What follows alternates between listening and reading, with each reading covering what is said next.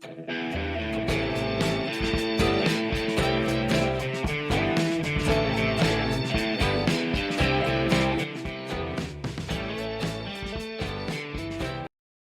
to Gen X Adulting, and today we have Lisa Concepcion, better known as the Love Coach, with us. Welcome, Lisa. Thank you for having me. We're thrilled to have you here. Our first question is always, what year were you born? 1971. So were we. All right. I Good love year. it. Good year. 71, tons of fun. That's right. So you're Gen X. Oh yeah, legit Gen X. And where were you born? Bronx, New York. Nice. Yeah. Nice. Okay, so do you have siblings? I do not. Only child. And were your parents from the Bronx? Yes. And how did they meet? Do you know? Wow. So parents were children of old family friends that they lived in the same building. Okay. Yeah. And so that's how they met. Like I have pictures somewhere in my family of my mom and dad, little kids at their birthday parties. No Oh, way. wow. Yeah. That's cool. So they What grew up happened- together. Well, kind of until my mom was about, I'd say 11 or 12, they moved to Long Island. Okay. Okay. So there was friendship there with the adults. But then my dad at like 16 decides to take a ride to Long Island to go see that family, the family that my mom was from. And it's one of these moments, you know, like my mom comes down the stairs, my dad is there, they see each other, and it's like, oh. Well, and that was probably the first time they'd seen each other in 4 or 5 years. Yeah, since they were kids. I mean, there was like family functions and things, but they were children. And then time goes by and people don't look the same as they did when they were 12. Well, that's the beauty of that time, though. There was no social media. There was no technology. Exactly. So you had romance and that the nuances that go along with all of it could exist. 100%. Yeah. And I mean, this is what I talk about all the time now with clients that how do you date now? There's nothing there anymore. There's no sense of surprise. Yeah. Everything is out in the open. Everybody can just go and stalk each other on social media. You don't really know. Oh, she has a dog just by looking at her social media. Yeah. Yeah. No. And back then, I mean, so when your parents, was that it for them? Did they start dating and that was it? So they start to date. And my dad was still living in the Bronx. My mom was living on Long Island. And yeah, they started to date. They dated from when they were like 16. They got engaged, I guess, by 1920, got married, had me like 2 years later. And my parents are young. Like my mom is only 22 years older than I. My dad's 23 years older than I. Oh, wow. Wow. Well, back then, because what are we talking? Well, let's see. You were 71. I was born. So they were married, I believe, in 69. Okay. Yeah. I mean, my parents got married young like that too. And they got married, I think, in 68. I think my mom was 20 or 21. Did it seem like back then, if you weren't married by the time you were 25, it was like, oh, spinster. Yeah. Clock is ticking. Yeah. Right. 100%. Well, because that's what women were supposed to, that was your meaning of life, right? My mom got married, I believe, before her older sister. And I think my aunt married like 2 years later. Like I wasn't alive yet when my aunt got married, but I know that my mom married first. Yeah. And it was like a thing. Yeah. No, I think that pressure, I mean, honestly, I feel like that pressure's been on women really up until the Gen Z women. And the Gen Z women are the first women to be like, no, I'm going to live my 20s, 30s, do what I want. And a guy is going to be an addition to my life, but I don't need him. I feel like they're the first ones claiming that space. Yeah. I don't know. I kind of feel it started a little with me. Like I was in my 20s getting that programming. Okay. You know, the go to college, have a career, you know, you don't have to get married. It was very conflicting. Yeah. Because part of the messaging in the 90s was like, if you don't get married by the time you're 30, like, what good are you? Right. But at the same time, like, hey, what kind of idiot are you? Anyone with a college degree and a brain should be able to make 6 figures by the time they're 30. And you're like, but wait, which one is it? I'm confused. It was a lot of confusion, I think. We were kind of Absolutely. served up this like Sex in the City lifestyle, but at the same time, we were like, but we want to have kids. Like, how does this happen? Yes. It So was, there was a lot of confusion for that Gen X in the 30s when we were in our 30s. I yeah. think. Well, I think, and when we were young in the 80s, we were sold that bring home the bacon concept of you can go to work, you can get married, you can have children, you can hold down a great, clean, perfect house, you can, have sex with your husband regularly, you can do it all, you can be all the things. And we Yeah, were told that. we And were. so BS. we grinded and grinded trying to be all the things, and we were, and that's, some of us we're in constant fight or flight from that, hyper vigilant, all of that stuff. And I feel like now that we're getting into midlife, it's like now we're kind of stopping and looking around saying, wait a minute, we were sold a lie, and we sold ourselves for that in a way. Yeah, we were for sure into the program and they served it up. And Yeah. luckily for us, though, to be very fair to the younger ladies out there, we didn't graduate college with this ridiculous debt. Yeah. Like, I Yeah. paid off my Yeah. college, half of it while I was in college. It's Right? true. Well, school is a lot more affordable too, I think. Oh, yeah. It's so Like, expensive my now college, compared. so I went to Rutgers University, class of 93. It was $48,000 for all of it. Now For the that's whole like four that's a years. year. That's, now Yeah. it's like 30 grand a year or something like Yeah. that. No, it's true. Yeah. Everything that they're encountering now, Yeah. like even rent. Our daughter graduated from college 2 years ago, lived at home, saved money, and is this weekend moving into her own apartment. But she needed to do that in order to even be able to live on her own, to not have it. She didn't want a roommate. So to be at 24 and living on her own, she had to set herself up just to do something that we would have just done automatically without even thinking about it. I It's know it's crazy. super hard for them. And I feel like the big thing that we have such an opportunity to focus on, and I feel like they're deliberately dividing the sexes, it is the economic issue. Yeah. So if women and men, instead of fighting each other, and we see them all over online, said, hey, wait a minute, they're making us fight each other, but really the big problem is the economy. Like, we can't afford anything. We can't Yeah. afford to leave our parents ever. Yes. And this isn't right.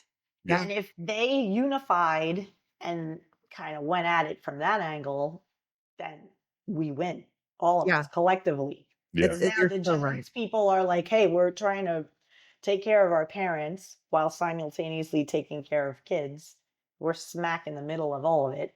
Yep. We're Don't they sandwiched. call it the same way? We're Yeah. sandwiched. We're the sandwich generation. Yeah. Okay, so your parents, they got married, and they settled in the Bronx, not Long Island. So they settle in the Bronx, but my mother did not like that.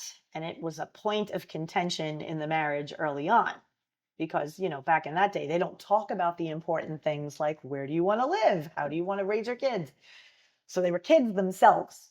Yeah. So here's my dad, a city boy, thinking, no, Lisa will, go to school, public school, just like I did. And my mother was like, no way, she's going to Catholic school if we live in the Bronx. And my father was like, well, that's very expensive and I'm not about the religion thing. So we have, battle, fight. Yeah. So they divorced by the time I was 3. Oh wow. Wow. Well, they were young, and you're right. No one discussed roles or how are we going to raise children or anything at all. Nothing So, of anything of meat, of importance. The yeah, key things. they How went do through the you, motions. You get married, you have children, and everything's just supposed to work out. But right? meanwhile, behind the scenes, And the No, my Bronx mother can be had very this whole different life and they never communicated on it. My mother had a vision of, I want to have 3 kids. I want to live in a house in Long Island. I want them to have the grass and the fields and the bike riding in the street and the whole thing. And my yeah. dad was a Bronx guy, city guy, still is in Brooklyn. Okay. I'm trying to get him to move finally. I mean, the Bronx is tough, especially Right. compared to Long Island, right? Long Island has neighborhoods. The Bronx, not so much. Yeah, I mean, so I had the benefit of being a city kid on the weekends and a suburban kid on the weekdays. Yeah. So I had that luxury of knowing what it was to eat at a high-end restaurant, knowing museums and theater. And my dad was very into that. He wanted to expose me to stuff as a kid. And he said, "You're not going to be like those Long Island people who never go into the city." Funny. And I was like, "Yeah, like I'll ride the 6 train. I'm good." Did you go to Well, Yankee games then as a kid? Yeah. All right. yeah. Nice. Nice. So that when they divorced, you went with your mom. Yeah. So I went with my mom, but like I said, I was, very with my dad and my grandparents. They lived in the Bronx too. So every weekend it was my dad, then my stepmother, then my grandparents. So it was very family. Like I always had aunts, uncles, cousins, people when I came home from school, it was somebody was always there. Yeah. So it Yeah. was latchkey-ish, meaning my mother was working, but I would come home and like my godmother was there and my other cousins were there. So there was always some sort of supervision going on. So you were growing up amongst the village, literally. Yes. And I'm Latina, so it was, Hispanic family, Puerto Rican, Chilean, that whole thing. And, Okay. you looked at your aunt as another mother. Mhm. Right. There Right. was No, always that's awesome. somebody. I mean, it's cool. I mean, everybody's all up in your business, but at the same time, as a kid growing up, you never really feel alone, but yet you're fending for yourself in that environment, if that makes any sense. Yeah, it Yeah. does. It's the 70s and it's like who's smoking weed in what room and who's listening to like music with their friends. And I'm kind of there alone in that environment, which my Mhm. mom didn't really like very much. Yeah, that makes sense. So you're in Long Island, and that's where you had your elementary school years, your Mhm. junior high. Did you call it junior high or middle school? It was junior high and then high school, all of it, Long Island, Levittown, Long Island. And then during elementary school and middle school, did you play any sports, or were you involved in any arts or clubs or anything? Yeah, Theater? so I played softball. I started when I was 9 years old and I stopped when I was 39. I always Wow, played Wow. ball. Yeah. And I Geez. also cheerleaded. I nice. did that. A little bit of soccer thrown in there, but it didn't take. It was like, that's a little much. But And yeah, I was always a very athletic kid, even playing in the street. I used to yeah, joke around. I play softball in the burbs and stickball in the I was Bronx. gonna ask you if you did stickball. Yeah. Yeah, that squishy Spalding ball. Yeah.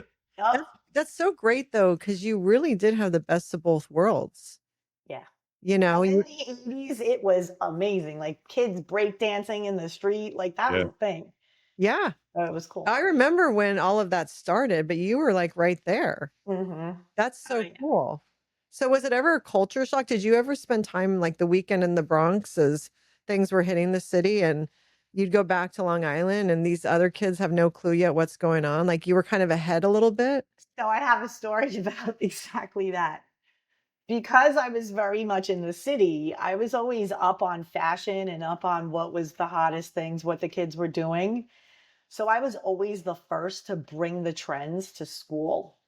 And I remember Jordache jeans hit Mhm. hard. It was like going from second grade into third grade for me. And the stepmom, she was all in. I'm buying this kid Jordache. Lisa, you're going back to school with Jordache jeans in style. And then the other parents, like, my mom's like, I'm going to get her Sassoon. I mean, then Sergio Valente. I mean, went back to school with this wardrobe and all the kids were just, I mean, imagine it. I come walking into school and all the kids now go home that day.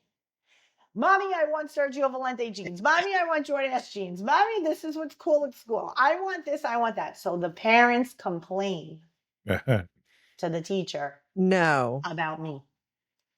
And let me tell you what, it was the worst thing that can happen because my father comes rolling up to the school in a suit because he was in banking at the time. Oh my gosh, he comes rolling up. He's got the Mont Blanc pen in his pocket, the whole thing. And he rolls up, and the teacher's like, we have a problem. These kids, their parents are calling and complaining that the standard for dressing is being ridiculous and it's disturbing kids and taking their focus off of education. We're not running a fashion show. This is school. And my father said flat out, you're not telling me what I put on my kid. If I'm Mhm. going to buy her whatever, that's what I could afford and that's what she's wearing. As long as she's polite, respectful, she's not disturbing other kids, she's not bullying anybody, she's just rolling up looking good, that's a you problem, not my daughter's problem. And I have Good for no your dad. problem saying that to any other parent that might have a problem with me or my daughter.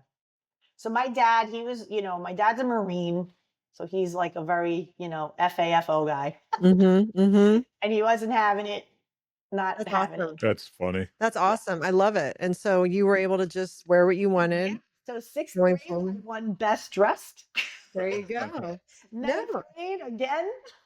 that, And senior year. So no yearbook, way. it's, me and this dude, and we're like all dressed cute and our That's acid awesome. washed.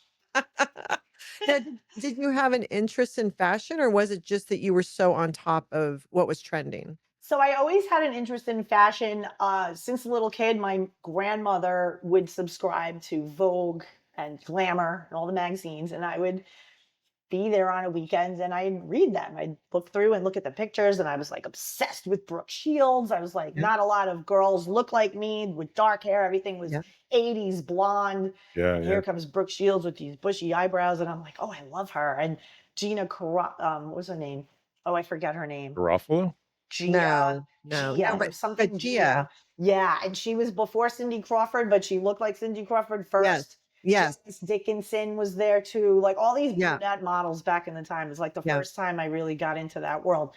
And I thought that I would go into advertising because I would Mm. always look at the makeup ads, and I was always fascinated with that. I'd make my own little collages and things. But yeah, I always was into looking the way I wanted to look. That's awesome. And it sounds like your stepmom, you had a good relationship with her. She was Mhm. supportive.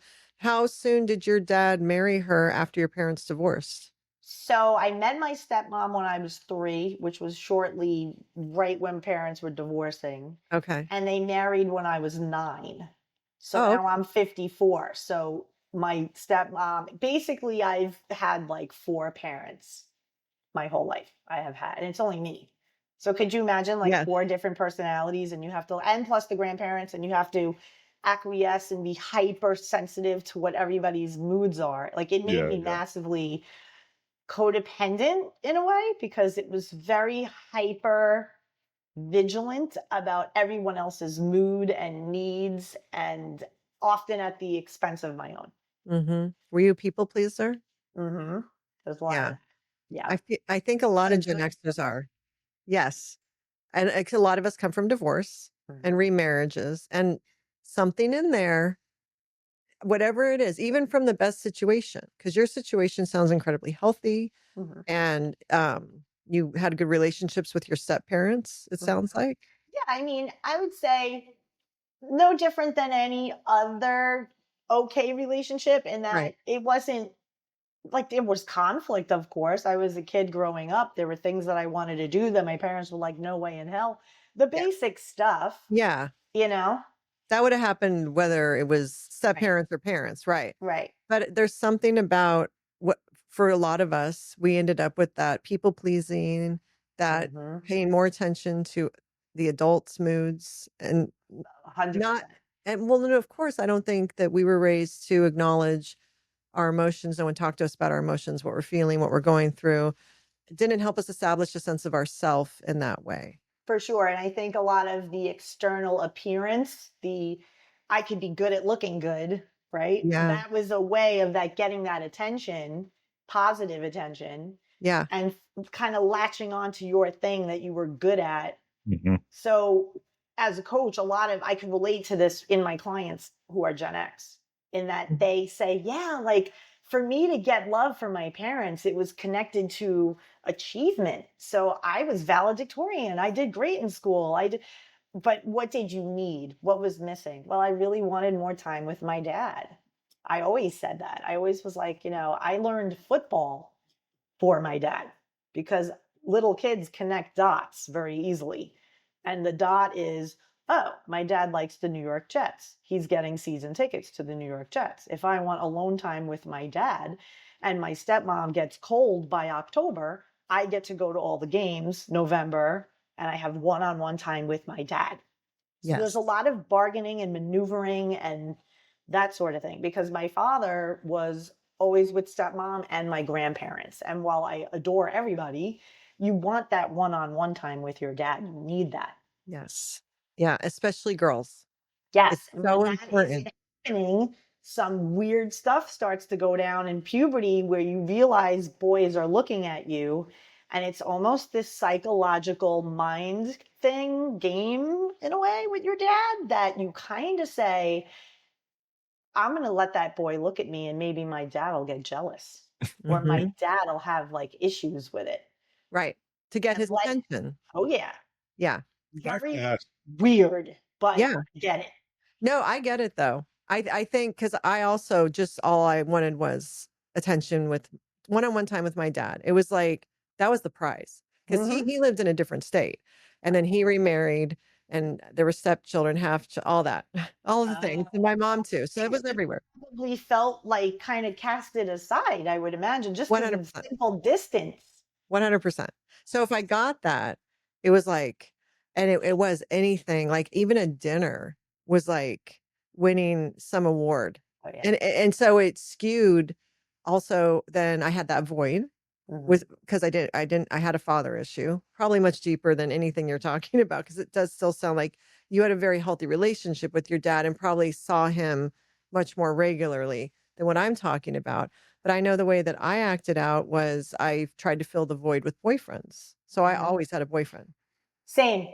Yeah. 100% can relate. Same. Yeah. I wasn't the boozy, drink in the woods kid. I did it, but it wasn't really like, the thing. Yeah. Um, I wasn't the drugs. I wasn't any of that. I was attention, boys, always hopping from like, what they call it? Like the airplane, air traffic control. One's landing, the other one's Yeah. taking off. That was me. I was like, yeah, it's like I joked around about it. I would be like, Yeah. guys are like jobs. Like you don't dump one until you have the other one. Yeah. No, And I Lily yeah. had, but I Yeah. did have a serious, high school boyfriend. Yeah. But I Same. noticed that I would settle for a lot of BS back then. And there was a lot of proving my worth and energy in relationships. Do you And think guys that were like, and me thinking like, oh my God, oh my God. yeah. Meanwhile, I could do way better, but I didn't think I could. But do you think that that's also our generation? Because I feel like now the younger like Gen Z women and younger millennial women, they have such higher standards than we did. But then I'm wondering, is that just because those of us who didn't have a father involved with us in the right way, would we have had better standards for ourselves if we had a better relationship with our dad, or is that a generational thing? Because I feel like we were kind of raised to get the attention and validation from boys and men in general. But I don't know if we all were like that, like chasing.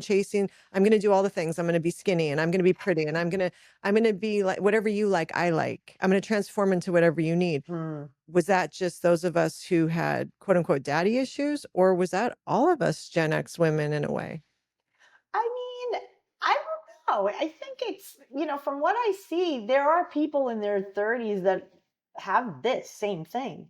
Okay. So, the daddy issue or the father wound, it transcends generations. Yeah. If you're yearning for your dad, it doesn't matter if you're Gen Z or Gen Millennial or whatever, or us, or that it's a wound is a wound. Yeah. Granted, it might express itself differently, right? So now instead of me going to the roller rink in my cool Jordache jeans, Stephanie is taking selfies of herself and putting her in a bikini on Instagram. Yeah. And now it's not in person that boys are, hey, Lisa, want to skate? Hey, I'll line up to skate with you. Now it's DM, DM, DM, DM, come to Dubai, that kind of thing. Which is almost so much more detrimental to the girl. Well, because it's so much at once. It's like Yeah. they're drinking from a fire hose of attention. And you never And turn it off. Yeah. right. And then it starts to bleed into more of a narcissistic, vapid, not really connection. So like in Gen X, when little boy came to me at 12 years old at the roller rink, hi Lisa, do you want to skate with me? He had to cross the room, make that interaction. There had to be some kind of looking at each other, something, some cues, Courage. courage, possibility of being Yeah. rejected, Yeah. Yeah. right? Yeah. That doesn't exist now. And men are not crossing rooms for women, and women are ick. They got the ick, Yeah. unless you're looking like a celebrity, 6'2", 210, jacked up, beautiful. I don't want to know you. You're right. You're right. But for those boys to do that is a rite of passage, I think, to becoming a man. Agree. And the phones have taken that, they made it too easy, and they don't have to really do anything to get that access to the girls or young women. They don't And have it to do even anything. started before that. So, do you remember when we were kids and your mom was like, "It's Saturday, go and play, go out, see what your friends are doing"? Yeah. And what did you do? You went on your bike, you went to the house down the street, you knocked on the door, and the mom came to the door and Yeah. you said, "Hey, Mrs. Jones, is Mike around? We're playing stickball in the street or whatever, playing tag." You had to interact with parents. You had to ask, like, "We're Yeah. going to go play here. Mike, is he mowing the lawn? Like, when he's done, tell him to come up the street. We're all outside." Yeah. You had to engage in social interaction with adults other than your parents. Yep. That does not happen now. There has been a massive stunting of social interaction in like the last 20 years. And I think it magnified after COVID. I think Yeah. that really messed people up. Absolutely. Well, remember with our landlines, you'd have to call your friends and usually their parents answer, and you'd have to say just what you're saying. Hi, Mrs. Jones, is so and so home? Or if you were calling a girlfriend, you'd have to ask for your girlfriend, talk to her parents for there's Yeah. all these steps Yes. that needed these rituals, whatever, that needed to be taken to get to that end game. And now they can just go straight to the end I game. remember That's why it's so messed up. I remember Totally. going to the door, knocking on the door to pick your girlfriend up, and then having to stand in the entryway talking to the mom or the dad, Yeah. Right. right? I And don't I know if that remember happens as a as much. teenager telling them, "You have to come to the door. Yeah. If Yeah. Yeah. for me, I'm not coming out." Yeah. And now they text, I'm here. Mhm. They No, drive now up, it's sending an Uber. or they yes, Yeah. or they send an Uber, or they send an Uber. Okay, so you went through high school, you were best dressed. Were you a cheerleader in high school? I was. Okay. Another scandal. Oh, I was a cheerleader, ninth grade, second sport, which was basketball. So I Okay. missed football. I didn't try out. I thought I was going to play soccer. I was like not really feeling it. And then I said, "You know what? I caught on real quick. Like the social life, you got to be a cheerleader." So I was like, "All right, basketball season, I'm going to try out." I get on JV basketball cheerleading. I only cheered one season JV. Following year, I try out, I get on varsity. By like 11th grade, I was varsity. Oh my God. There were only 3 spots and I only cheered a certain amount of time. And it's Yeah. like, oh my God, she came on. She was only 3 seasons. It was a big drama, high school drama, Yeah, ridiculous. yeah, yeah. But people were like, her tryout was solid. She was varsity. She got picked. Right. That's it. And it didn't really matter because then, by the end of junior year, everybody else came on the team anyway because the seniors left. So Yeah. we were all together anyway. But girls could be so catty, it's Well, I was ridiculous. just about to ask you, did you deal with a lot of mean girl? There was a lot of that. I kind of rolled with different people, although I was cheerleader. I also did very well in school, so I would befriend the person who would be my chemistry partner. Like if you sat next to me, we were going to be friends. And there Okay. were instances where, there would be parties and things, and I would tell people like, "Just come." And I'd use the clout. I'd be like, "Just when you get to the door, bring a case of beer and say that Lisa told it it's okay to come." That's a jock party. It's like, it's not a jock party. It's an everybody party. Come. I So you was were that girl. I was all about everybody should get along. Everybody should hang out and have fun. you were inclusive. Mm-hmm. Yeah, that's awesome. That's awesome. So when you graduated, Mm-hmm. did you go straight into Rutgers? I did. Yeah. Did you know, was Rutgers where you wanted to go from the start? So I had a cousin who is 9 months older than I, and she was a freshman at Rutgers while I was a senior at high school. Okay. So I was a little confused. I knew I wanted to go somewhere. I didn't know where. I was kind of looking at certain colleges, but nothing was really hitting me. I wanted to go away, but be home close enough that I could like be where my family for holidays and stuff. I didn't have to incur any crazy expenses for flights and things. Yeah. And so she was there. So she said, Lisa, why don't you come and stay with me at Rutgers and just, you could go up to classes. You can see if you like it. And if you do, we'll go to the registrar. We'll get you the packet and you can enroll and try to get in. And so that's what ended up happening. I went and what? Wow, best weekend. I mean, oh my God. Here I am, a high school senior, and I'm, a school of 700 kids in Long Island, not a big school, right? Yeah. And now I go to Rutgers University and it's like 35,000 kids, Mm-hmm. 5 campuses. And I'm with my cousin. She takes me into this auditorium, 250 kids. And I'm listening to the lecture. It's about, mass media. She was a communication major. I was too. And I'm just like, oh my God, I have to come here. This is incredible. And I just knew. You That knew was right it. That's then. cool. Oh yeah, I knew right then. I'm like, this is where I want to go. But don't you think that getting into like the whole process of getting into college was so different for us? Like now in the last like 15, 20 years, it's become so crazy. All the hoops you have to jump through, all Yeah. the things you have to do, so competitive. I feel like it was kind of like what you said.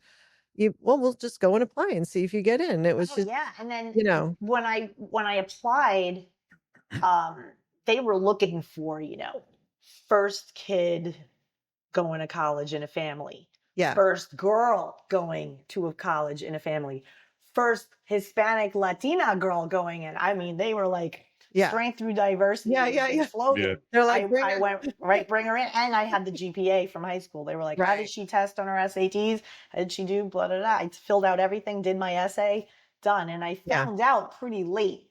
So I didn't find out I was accepted until March, April of my senior year of high school, and by then Oh, people were yeah. already getting their letters of acceptance, and I was feeling left out. I'm like, I didn't apply to anywhere else. Like, what am I going to do? I'm like, well, hey, it's either I go to Rutgers or cosmetology school. So you I'll cut hair. I'll figure it out. you put it all in Rutgers. All in, all Now, in. did Scarlet you Night. Let's go. did your did your family well, you were the first to go to college. So they like had they raised you, you're going to college, you're going to college. No, Okay, so it wasn't really a thing. no. I just knew because I would pay attention to money.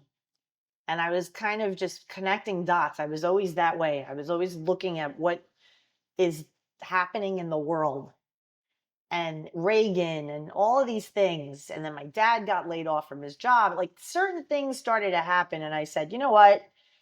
I need a college degree. If I want to dress this way and live well my rest of my life, I Yeah. feel like I need a college degree. But they were from an era of, my dad's like, I'm a vice president of a bank. Like, you don't need a college degree. And then he got laid off. And I was like, you see? Because why Yeah. did they let you go?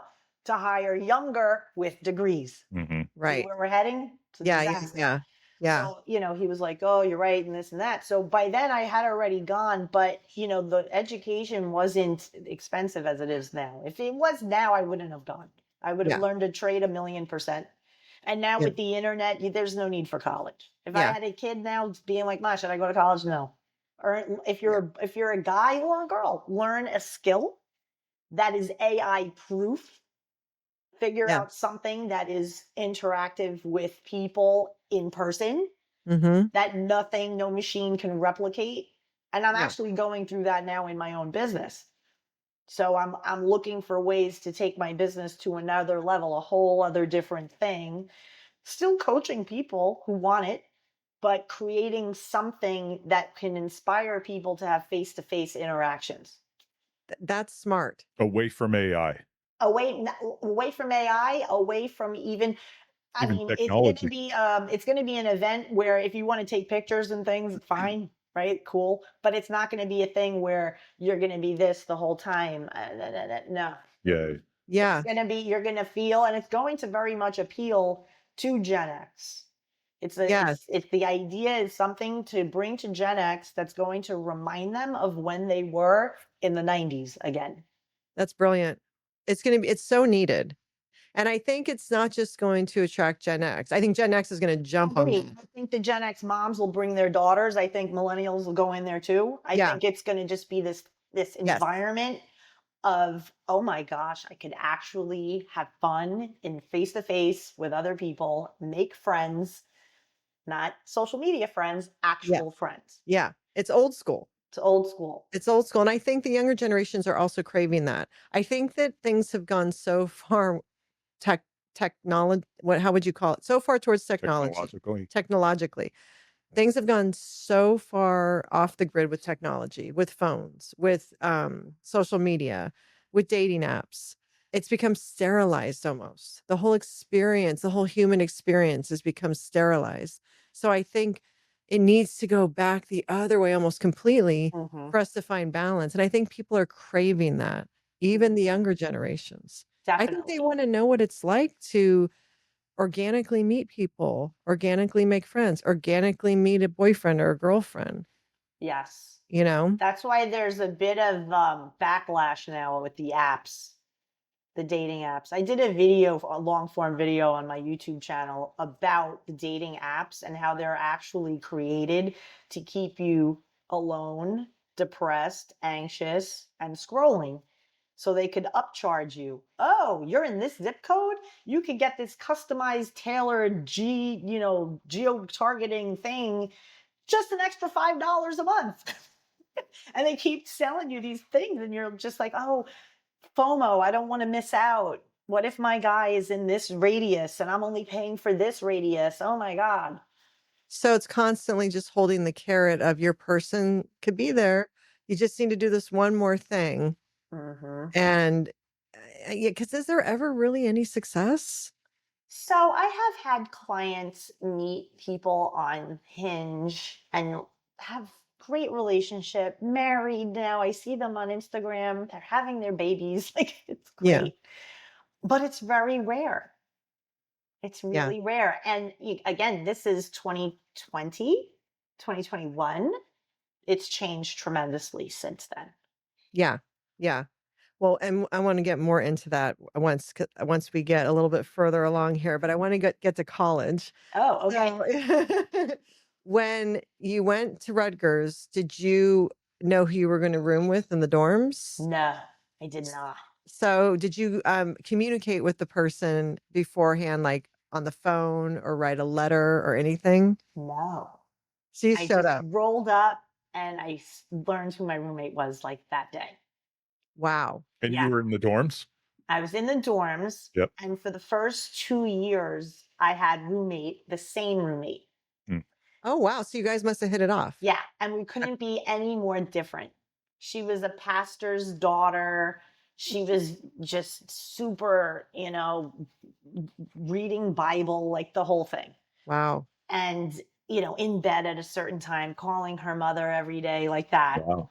And so I wasn't around a lot. So she had a single. It was as if she had a single room to herself because I was like, I'd blow in and boyfriend was upstairs in the dorm because our dorms were co-ed. Mhm. Mhm. So it took me 14 seconds to, of course, have a boyfriend. Heaven forbid I go to college. Heaven forbid. So, because, codependency, you got to always have Right. someone. Right. So, as much as I was like, well, I'm kind of over the high school boyfriend, so it would be nice to just be single for a bit. No. Did you break up with him? So I broke up with him, but he didn't think we were broken up. It was that. So I come back for Thanksgiving and it's everybody to hang out with your friends from high school, Yeah. whatever. And he shows up and it's like a thing. And now I'm like, oh, maybe did I make a mistake? And then, so I did like the kind of with him, kind of not. Rutgers life, secret life, and then him when I came home, Yes. being 18, being You 19. had 2 planes in the air I did. instead of 1 landing I ring. had a drone. Yeah. The helicopter, the drone, yeah. Hot air balloon. Yeah, that's funny. It's relatable. My high school boyfriend, he went to we met at college. He's not my high school boyfriend, obviously, but we were friends in college. But he went to our college a year before me, my high school boyfriend, and then I went to school the next year.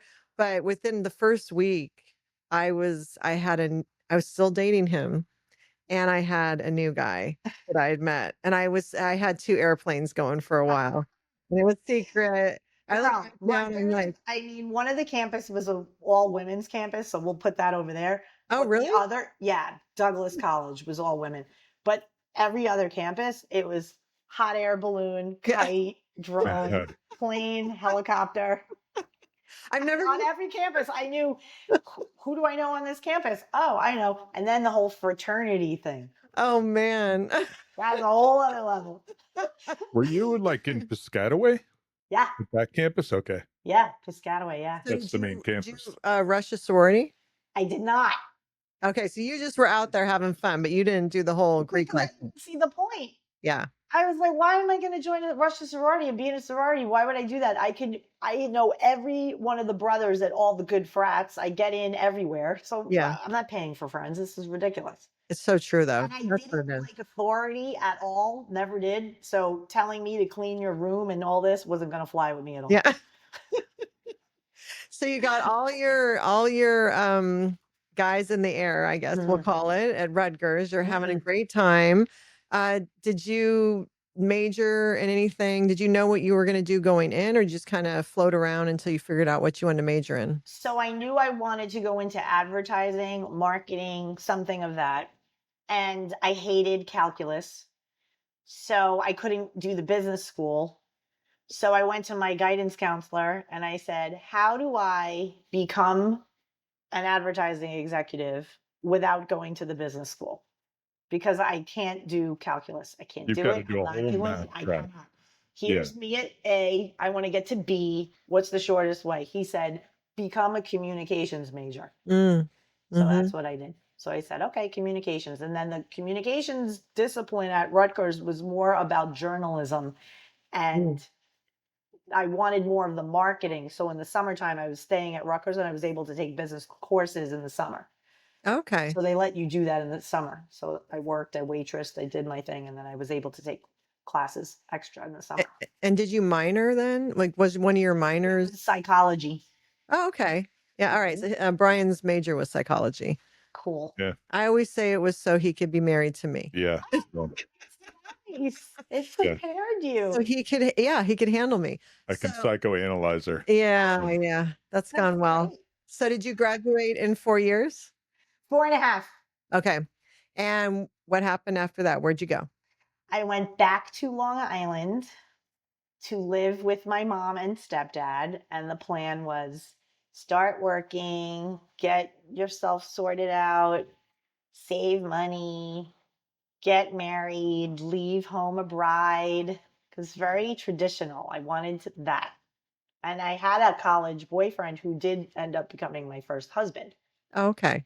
So he was the one that grounded all of the air traffic. So he's the All one. planes and aerial things landed hard when that guy came on the scene. What do you think it was about him where you were like, okay, you're the one. I'll say when I saw him, he was the most beautiful person physically that I have like ever seen in my life. It was pure physical attraction. Was he from Aura. the Northeast? Jersey, Bergen Okay. County, New Jersey. Okay. But So first generation American born Italian. So his parents off the boat Italian. okay. So he's this beautiful Italian man, basically. Oh my God, yeah. Did he have an accent? No, he spoke Okay. like same. Okay. Like Jersey Or accent. Jersey accent. North maybe? Jersey accent. I'm from New Jersey, Yeah. so I know the Really? Jersey. Where in Jersey? You ever hear of Sparta? Yes. That's where I Really? grew up. Okay. Well, Rutgers, there were plenty of kids that were from Oh, yeah, Sparta. yeah. Yeah, Yeah. that's Yeah. true. I used to go to Rutgers football games. My dad was from West Virginia, so we'd go whenever the Mountaineers would play Rutgers. Okay. We'd either go to Piscataway or Giant Stadium. Right, because they played at the rack, that big at Rutgers, you know. Yeah, they played yeah. there. And in some They- games, the big games like that, they would play at Giant Yeah, Stadium. they played, and then they put in a nice stadium at Rutgers. I don't know if you've When been I there. was there. Okay, Right when yeah. I was there, they put that there. It was incredible. Yeah, it's beautiful. Very All nice stadium. athletic facilities, everything Yeah, was new when they we put went some when I money was in. Yeah, it was nice. But you're right. A lot of kids from Sparta go to Rutgers.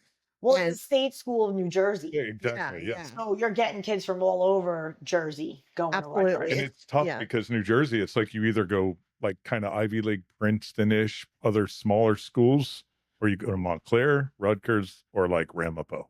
Right, And Rutgers is the best of all of those, right.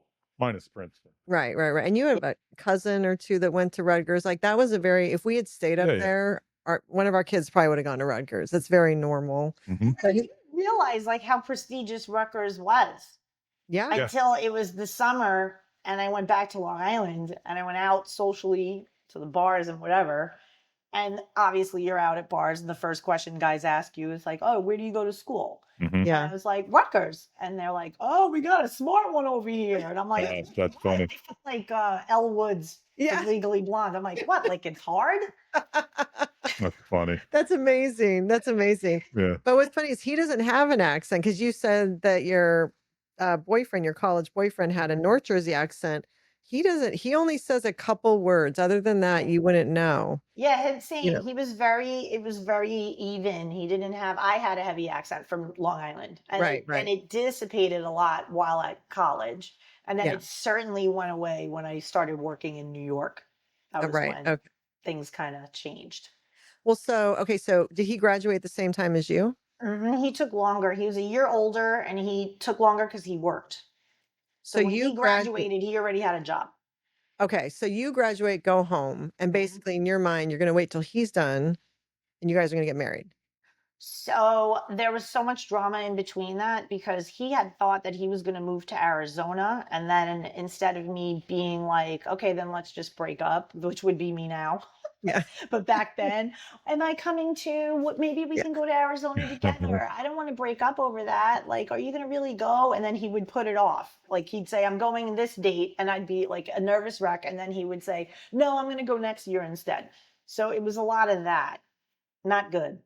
Yeah. Was he just messing with you or did he really No, not have I a plan? honestly think he did not know what he was doing. Okay. So then when he graduated, what did he do? So he worked and we saw each other on the weekends and we just were this long distance, make it work how we make it work He kind was of in couple. Jersey working? He was working in New Jersey, living in northern New Jersey, and I was living on Long Island. So it was a solid hour apart from each other. Wow. And you're working too, right? So I was working on Long Island at first, and then I started working in New York City, and then he started working in New York City. So we were able to meet in the city, which was So fun. what was your first job in Long Island? I worked at an ad agency, a local ad agency, and it was a disaster. And it was just more of that codependent, people pleasy, and people would take advantage. So I Yeah. was getting everybody breakfast and coffee and taking my car, my gas, which I wasn't being reimbursed for, to get the bagels at the good bagel place and all of God. this. And I thought, like, I'm just proving that I'm good and I'm a team player and all this. And It's amazing. Isn't it amazing how people will just continue to take, and never even hesitate to let somebody do that? Like if I saw someone doing that at this age, a younger person, I'd be like, no, no, no, no, no, girl, you need boundaries. You need to be reimbursed for this. You're not going to go do. But I feel like for us, the older generation would have been totally taking advantage of totally you and been like, yeah, do it all, not even have a second thought about it. right. So how long So were you I there? was only there for like 6 months. Okay. And then I said, okay, I'm ready to go into the city. So you just decided I'm gonna go get a job in the city? Yeah. And back then, it's no internet, it's looking at But the New York yeah. Times Yeah. and I guess faxing or even mailing, Yeah. snail Yeah. mailing in your resume. Yeah. And I was just like, this is going to take forever. So I said, I'm just going to take the Long Island Railroad into New York City. In the New York Times was ads for temp agencies and executive recruiting firms and things.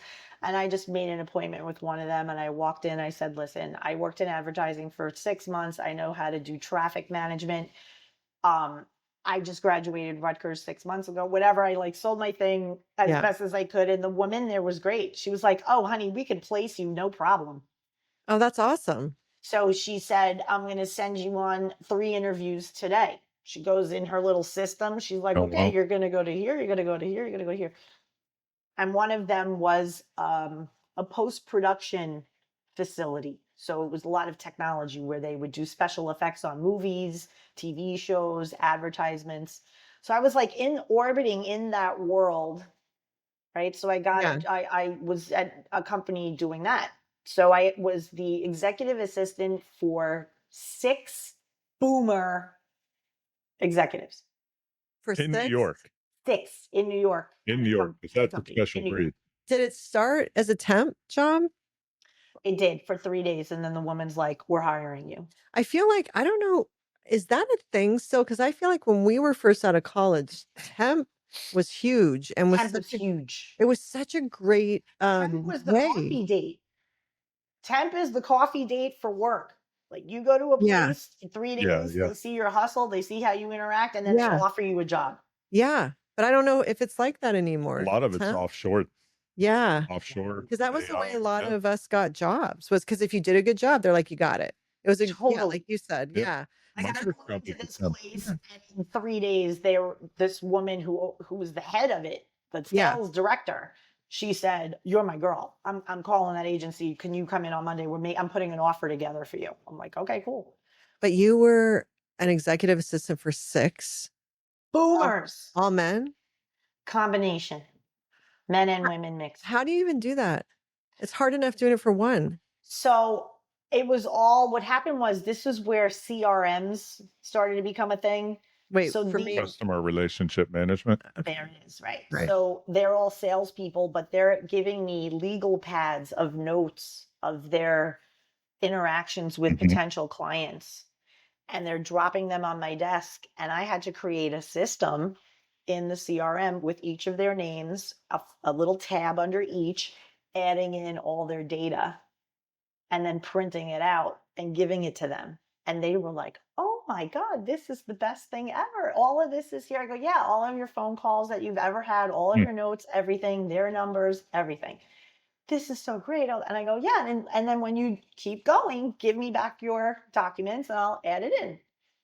Oh my gosh, this is the best. So this was like, my mom's generation, Yeah. the no tech generation, Right. Yeah, yeah. fading out as me, the little one. Now I'm like, yeah, I'll fax that for you, no problem. Like Yeah. they couldn't Yeah. even do a fax machine, Right. and Yeah. They're Yeah. like the shorthand yeah, generation. I Remember remember teaching shorthand? them email. Yeah. That's pretty So how wild. long did you do that? So here's what happens. I'm working with this company, and the boss, my boss, is the point person for the outside PR agency that represents them. Mm. And every time they had a movie or some amazing project that they were working on, it would have to be told in the trades. So, like Hollywood Reporter, like all these magazines and things. And I studied all of this in school.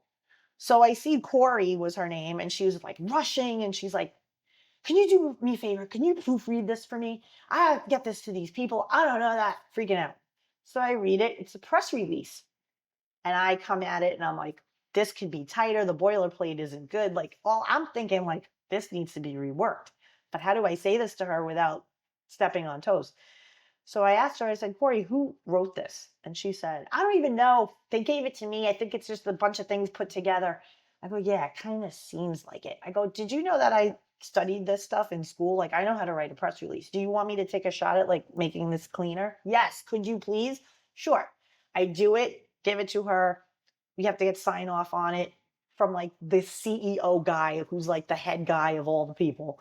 And I go into his office. I'm like, "Hey, Dean, can I got your signature on this press release?" And he's like, "Yeah, who you wrote this press release? Like, who? It was a mess." I'm like, "Yeah, it's not a mess anymore. It's okay. And you just have to see if you like your quote." And he's like, "Yeah, this is great. Thank you." I leave, get him in like, now I'm working with the PR agency because Corey says, "Take all of it. Just, I can't, I have sales, I have clients, I have things to do. I'm a salesperson. I'm not a publicist. I don't understand that world. I'm not dealing with that. So you do it." And she's like, "And I'll figure out a raise for you because of it." I'm like, "Oh, cool." So they like spot bonused me like $1,500. And I was like, "Oh, because you don't know. You don't know anything. You're like, you just took on another job and all they're giving you is $1,500, but you think Yeah. it's great." So what ended up happening though, as I'm working now as the liaison between our place and the PR agency, and I'm in touch with the account executive and the senior account executive, they have a position open and they poached me. So they Wow. said, "Hey, Lisa, would you ever think of going into PR?" And I said, "I guess so. Why?" And they said, "Well, because you're not really an assistant. I mean, you could do that job with your eyes closed on like a 3-day hangover, but like, you're a great writer, and we have a spot open for an account executive." So I was like, "Ooh, but like, what would I say to Corey? Like, I feel like icky about this. Like, I don't know if this is good." And then he said what the money was, and I'm like, "I'll have an answer for you at the end of the day." So you Yeah. went over and you then were in public relations. Hmm.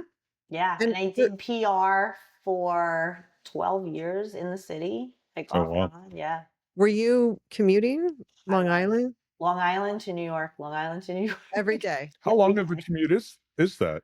So my parents were in Bayshore, and I was thinking about this the other day, and I'm like, I used to wake up at 6 o'clock in the morning because I had to be on a train that I think was at 7:20, which put me in Penn Station by 8:20, which Mhm. then got me to my office by 8:45. Okay. Yeah. So an That hour. was that life. Wow. So Yeah. just on the train for an hour each Mhm. way, let alone all the prep and everything. Then, like, you did yourself up Yeah. to go out and Yeah. work in New York. You were dressed, and it was makeup, and you were not rolling up like now people dress like pajamas to work. Yeah. It's Right. crazy. Well, this was the Giuliani years, right? Yes. So New York was beautiful. It was It beautiful. was amazing. Yeah. We were in Jersey at that time, and our older two kids were young babies, three, Mhm. like babies to like six. I used to go in by myself with them and just take them around the city. You could do that You then. can do that. It And was you'd go to amazing. like Serendipity for hot Yeah. chocolate. And oh, We it's did all so the cute. things. Oh. It was amazing. Were I you always there? say it was the heyday, like that It was. mid 90s to about 2010. I'd say there was like a 15-year run where New York was at its I heyday. call it the Disney years. Yeah. Yeah. Because when we were younger, you go in and there were drug dealers, prostitutes Oh, on yeah. 42nd Street, Oh, and yeah. then that What all about got all the cleaned Triple up. X movies? 100%. The peep shows, the live shows, all of that was what we had in high school. And Mhm. then probably right after Rutgers, Giuliani came in, and then Times Square, 42nd Street became Disney. Mhm. But it was safe. Yeah. It It was was. It was super safe, amazing. and there were just all these fun things to do in the city. And then the Yeah. Sex and the City thing came on the Yeah. scene. Yeah. Yeah. That's Mm. where things went sideways. Yeah. Yeah. No, I mean, other than 9/11, Right. those years were wonderful. So in there, I'm assuming you got married. I did. I got married in 1998.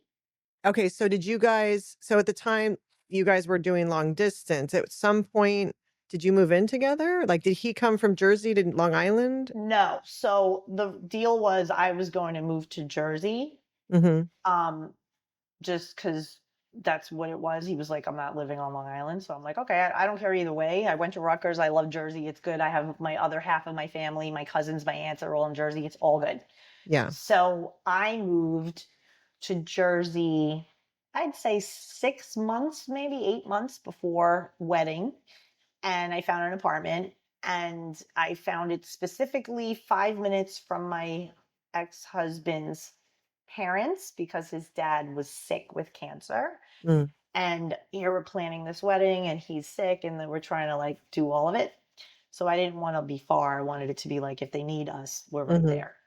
So then get married, still in apartment, save up money.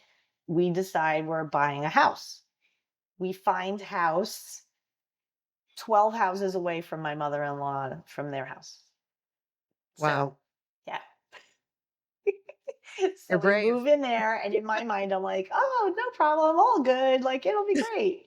And it was. I mean, the food was extraordinary. And, having her there, and, if ever I needed a hem on my work pants, like she was like, I Yeah. was her third kid, Yeah. you know. Yeah. Never came over unannounced. She was very, So that's Oh, wonderful. that's pretty good. she was good. Yeah. Very No, good. Yeah. that sounds Yeah. lovely.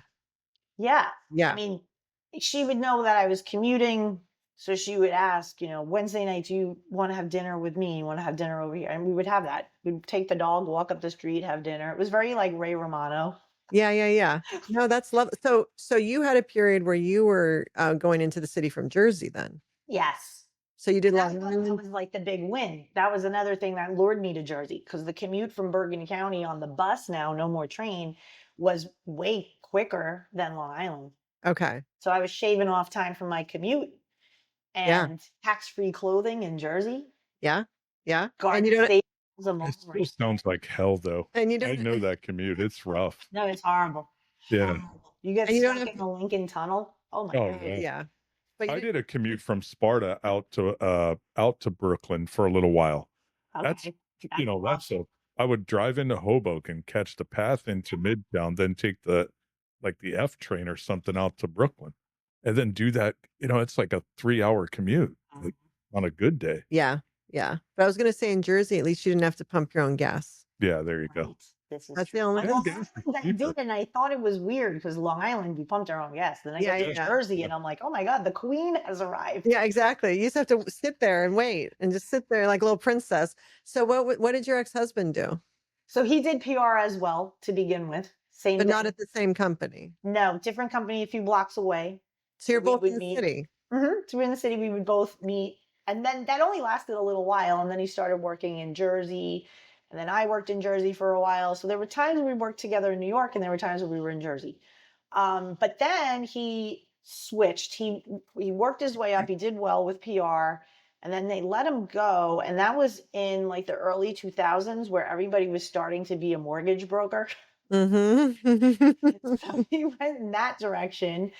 And I was doing really well. So he came to me and he was like, I think I need to switch it up. Like this PR thing, it's not where I want to be. It's not my thing, whatever. So he said, I was thinking of going into this direction. And I said, well, listen, there's probably been a learning curve, right? For figure 6 months to a year. And if you really believe you can do it, you're a smart guy. I'm sure you'll be great at it. So at least my income can afford this house. Okay, yeah. Should there be a learning curve or should there be an issue with money? And it was amazing. I mean, he won awards, like he was doing great, but it was just such a shady industry. Yeah, Yeah. yeah. And Yeah. I think ethically he had problems with that. So he did it for like 2 years, 3 years, did really well. But then just felt like, yeah, I just sold a house to people. They can't afford this. This is a Which problem. later that was the collapse too, though. Yeah, Yeah.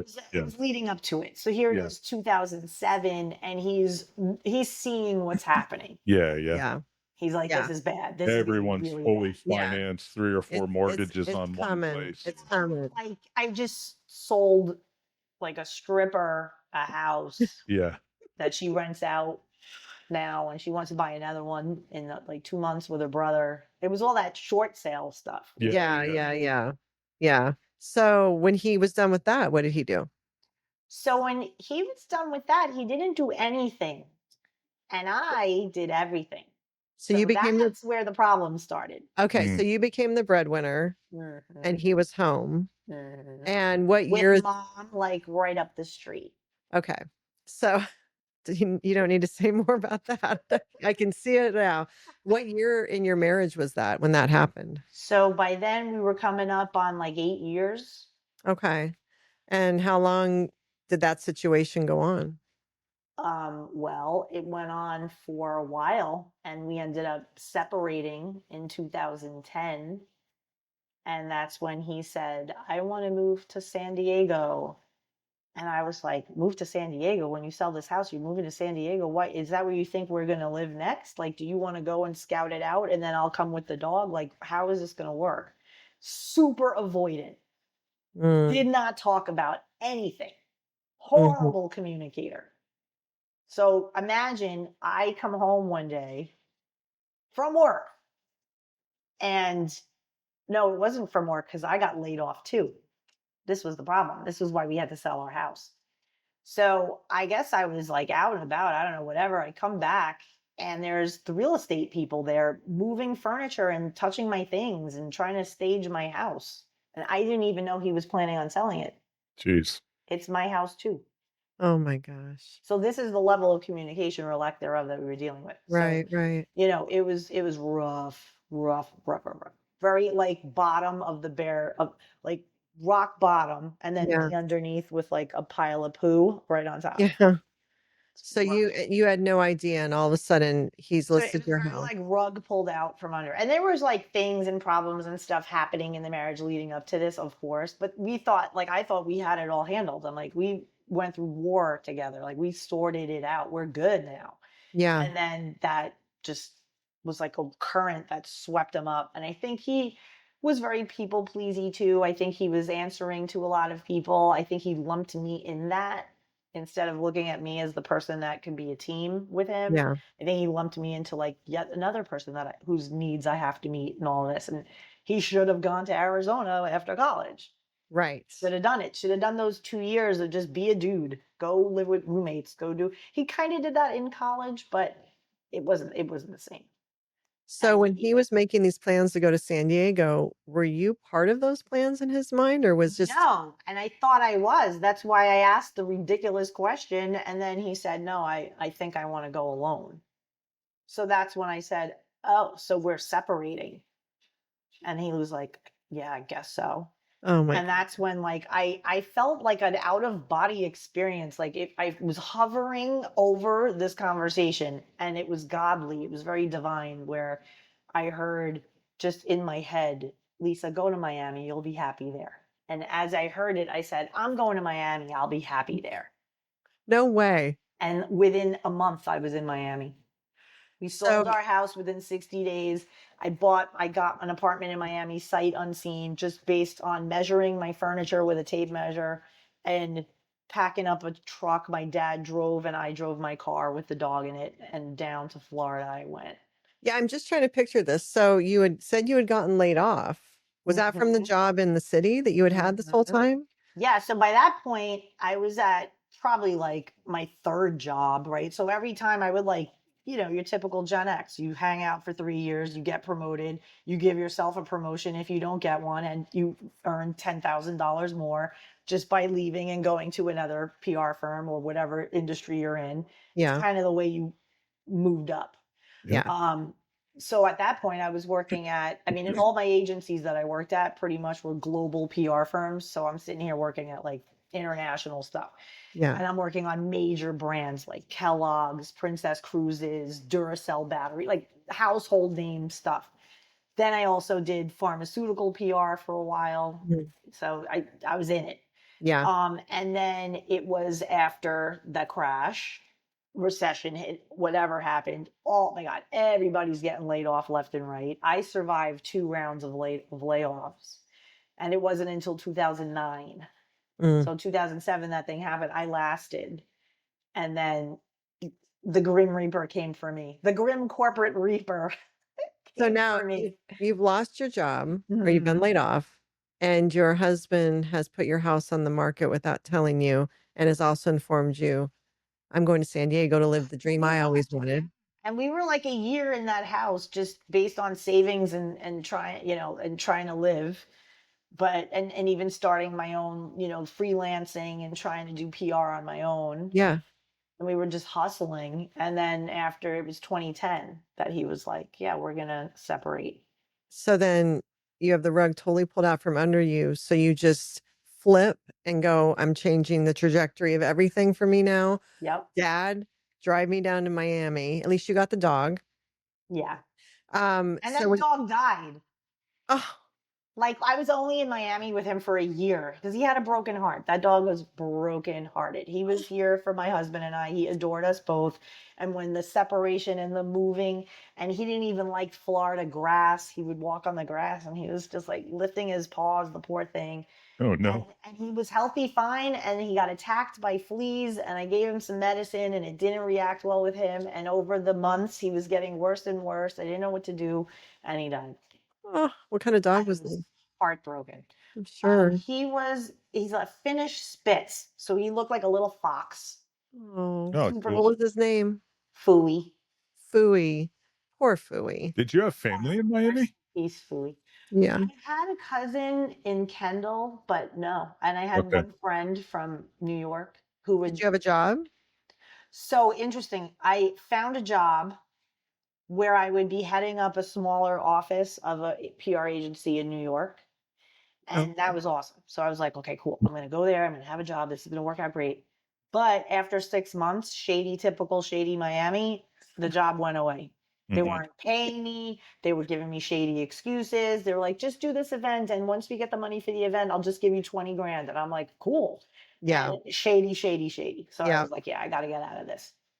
So then what did you do next in Miami? So luckily, I had contacts from people from New York, so they would give me like freelance projects and things to do. And then I was able to save a bunch of money too, because my house in Jersey, we could live very well on one salary. So I would bank a lot of what I was earning. Oh, that's After the great. bills were paid, the house, was paid. I'd have my own stash, so I saved a good amount of money. That's So smart. yeah. Like for a woman, especially, that's smart because that Mhm. saved you when your ex-husband decided to just bail on everything. You at least had that. For sure. And I That's so didn't do smart. the whole divorce with lawyers thing or any, and the divorce came way later. So how This was long? just separation. Yeah, And how long I were you went separated? into relationship marriage limbo for like 4.5 years because he left San Diego and came to Miami. Oh, So now 1 bedroom apartment that I'm paying for. And he decides I want to be with my wife. So I'm like, okay, cool. Like we'll work it out here. We just sold our house. We could take what we earned in our house, put it in another house. No. So now it's vague. He's living with me. He's talking to other women on the phone, like texting. He meant to text her. I came to me. no. I was like, yeah, this is not. I don't look. I'm not the mayor of Miami. I can't tell you where to live, but you're not living here. You're not going to be eating my food, living here, talking to like. What is this? How long did he live with you in that situation? It wasn't long. It was like 5 months. But I mean, it makes sense, especially with, uh, like the people pleasing and wanting things to work out Hmm. and that all everything that so many of He us. was like my everything. I knew him. Yeah. I was 20 years old when we met. Yes. So here Yes. I am, 40. Yeah. I mean, I know him like Yeah. half my life. Yeah. You like grew up together in a way. 100%. I never Yeah. thought a million years we would ever be apart. And you had gone through so much together. And Mhm. then what he did was so abrupt. So abrupt. So you were still processing that. And then he re-entered again. Right. Only to like be shady. So that when you made that decision after the 5 months where he was with you, was that the final decision for you or did it still take a few times? Oh, it took a lot. I was still married technically for another 4 years. And we would do things like a married couple and he'd sleep over. It was like I was having a situationship with my husband. That's exactly what it It's a sounds like. 1,000% what it was. Yeah. Yeah. Because was Can't he divorce, can't stay together, can't plan a future, don't know what we're doing. Disaster. just It's in limbo? 100% situationship with my husband. Yeah. And was this all in Miami? South Beach, 10th and Alton. So all of that time, At least you're in a nice spot. that's It true. was an amazing spot. And I'm Yeah. not gonna like be unfair. We want the podcast audience to get the real story. Oh yeah. I entered a very rebellious stage because after you sell my house and you put this bomb on me, I was like, all right, I'm going to go to Miami. I'm going to do the party lifestyle. I'm going to be on boats. I'm going to meet millionaires and I'm going to line up my next thing. Nice. So No, I mean, that lifestyle was not conducive to being wife. No, not at all. It's totally But different. it was this push pull because I was like, well, Yeah. if you behave like a husband, then I would not go out on Sundays on a yacht. it Mhm. was a reaction. 100%. It was 100% a reaction. So, And yes, it was spiteful, and yes, it was games and all of this. But look, what do you you expect? mess with me. This is what Yeah, happened. exactly. So you guys, it took a while for it to finally It took a while, and then be done. and I still all that time I had hope. I was like, I feel like we just have to figure it out because we didn't not love each other. That was the part that was rough because I was like, we love each other. This is stupid. But was he your best friend? Best friend. In So he was fact, your it best was friend. opposite. It was we loved each other and more the friendship. Wow. It was that was the very thing that made it so difficult to end it, Because I was would the think, friendship. yeah, I would think the friendship is what would have made it so he didn't do what he did. You know, because usually you wouldn't treat your best friend that way. So it's just And there were so, things that we did to each other that was not a friend. yeah, yeah, It was yeah. betrayal. It was horrible. It was very disrespectful. But, Uh, So what it was was like, we have to rally here. Are we going to forgive each other and move on? Or are we going to, like, what are we doing? the final ending for you? So the final ending was just this state of limbo. And I was dating a guy, and he was a good guy. And you could tell he wanted to get more serious with me, but the circumstances wasn't allowing that. Obviously, I'm still technically married to somebody. Yeah. And then he was seeing somebody too, and I was like, what, this is ridiculous. So I brought it up, and he was the one to say, I don't see a future together. I think we just totally grew apart. And it was heartbreaking. And again, because he's such a terrible communicator, he brings me to this restaurant to tell me this at the restaurant. We No. order food, everything. I'm like, I threw my napkin down and left. It's Yeah. horrible. And then he followed me, and he was like, Lisa, wait up. Are you okay? And I'm like, get away from me. Do not talk to me. You broke it. And I just yelled, you broke it. And I just left. And Yeah. then his friend calls me like an hour later. And I'm like, what's this about? And I'm crying and all upset. And he's like, Lisa, it's Randy. Alex asked me to check on you. He says he thinks you broke your heart. I go, he did break my heart. Uh, Again. I mean, I think that's obvious, right? So, I mean, come I mean. on. So that was it, though. You were done after that? So yeah, so we get divorced in 90 days, no lawyers. We already sold our house. All our assets were handled. Everything was handled. So it was like, Yeah. well, we both hate lawyers. We're not going to have a lawyer. Yeah. So let's just like handle it. And we did. There was no alimony. There's none of the legal nothing. It was like, we were going out dating, and then we just had to split the CD collection. That's what it was. Wow. And so then did you guys speak to each other again? So I needed time, like just not. But then we did circle back, and the friendship rekindled, and it was just friendship. Now it was more like siblings, Mm. like now I'm like, wow, like he's family. That's how I felt. So are you still in contact with him? Mm-hmm. And- Not like in a we see each other and go to dinner and all that. No, he lives in Miami still with his girlfriend and his mom.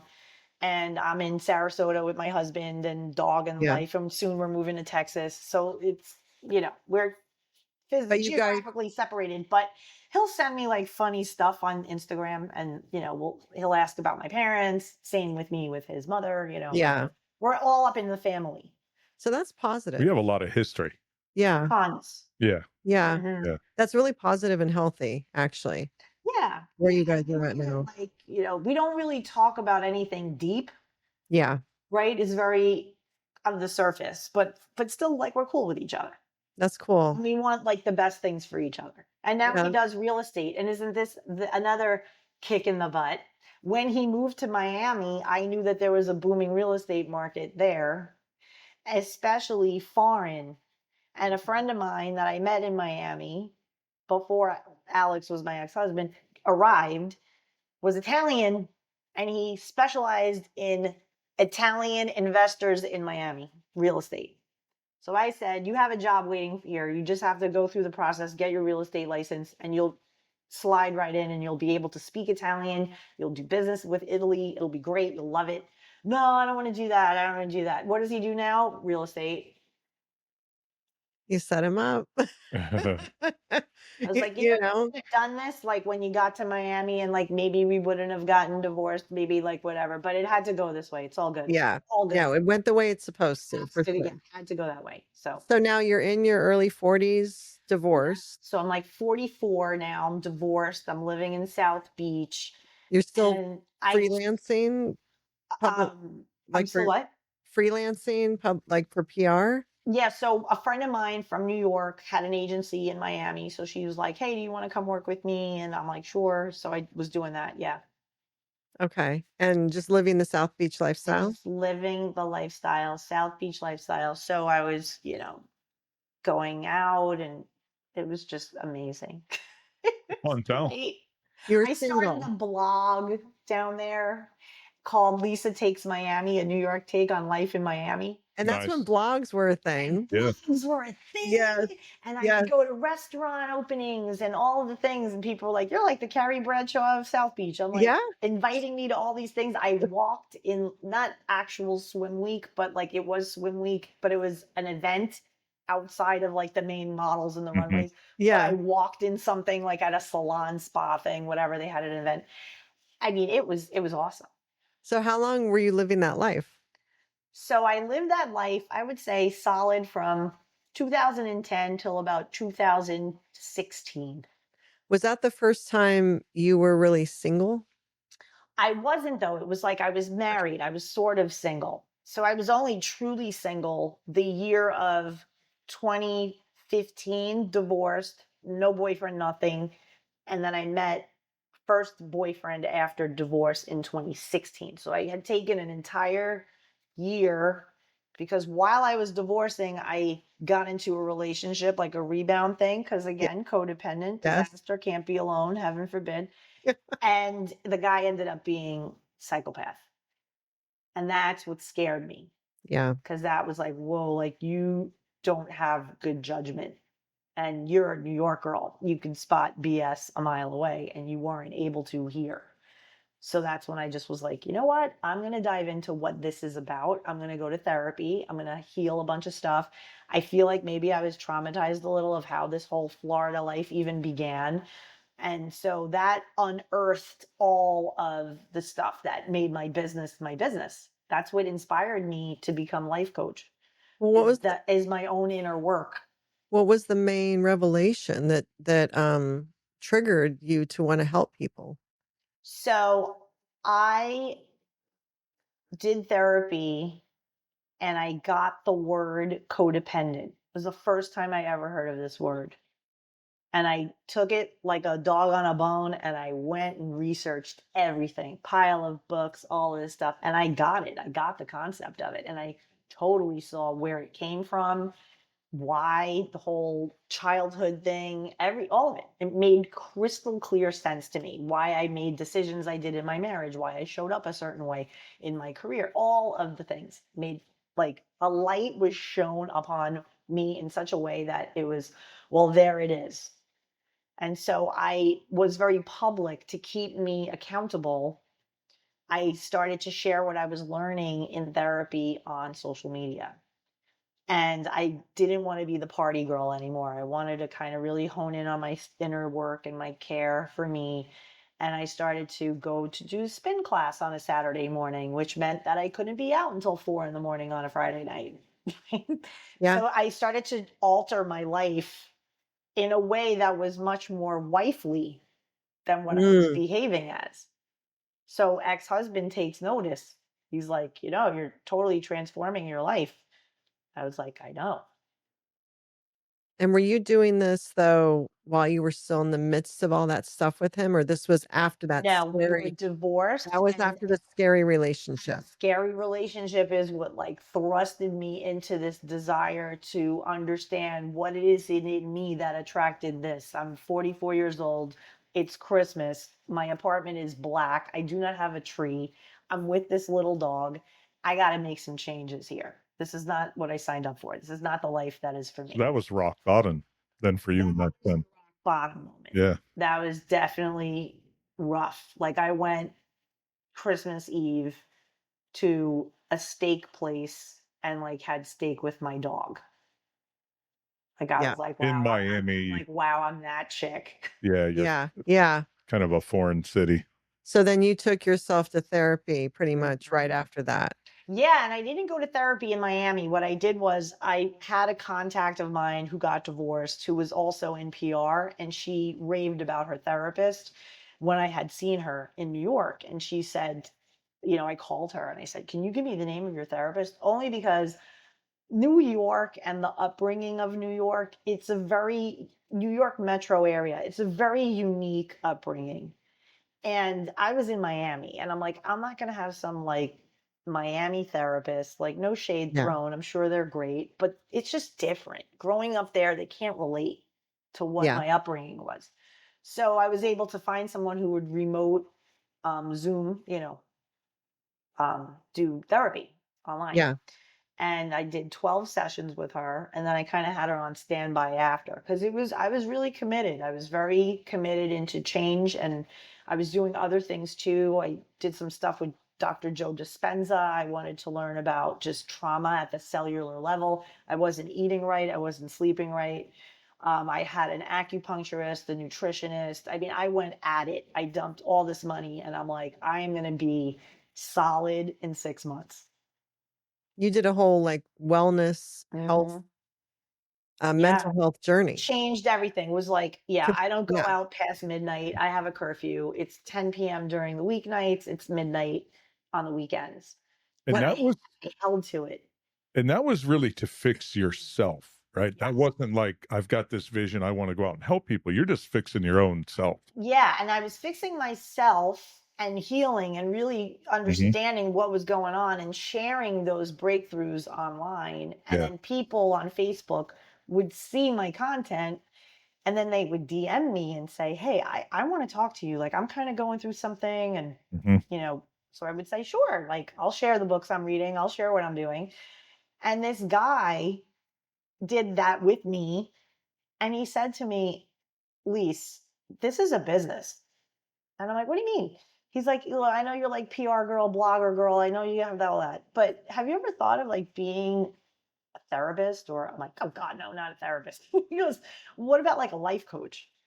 And I'm like, Mm. life coach, like what, like Tony Robbins? That's what I Yeah. Hmm. was like at that Yeah, time. yeah. Yeah. It's my frame of reference. And he said, yeah, like, you gave me more in the last hour and a half talking with you than like 5 years of therapy. Like I did all this therapy, but now you made me want to like put everything I learned into life, like into play. Mhm. So that's coaching. And I'm like, well, I'll look into it. So I network with a girl that I did PR with who became a life coach and did very well with it.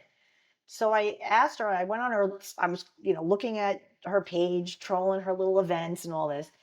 And I said, Jenny, how did you start? Like, how did you go from PR all the way, into this business? You're doing so great. You have your kids, like you're home with them. It's awesome. So she told me her journey and she said, I can introduce you to the place that I got my accreditation from. If you like it, you can enroll and you can get accredited as a coach and they'll teach you how to coach. It's a process. You're going to learn, you're going to get coached, you're going to coach other people, and you're going to know like the method of it and how to communicate as a coach. So I'm like, wow, I didn't know it was like that involved. Like, this is cool. And that's what I ended up doing. I was working with my friend Kathy in her agency while I was doing this accreditation in Miami for coach. How long was it? The accreditation? Little under a year. So it was with Okay. the Institute of Professional Excellence in Coaching, and they did it out of FIU.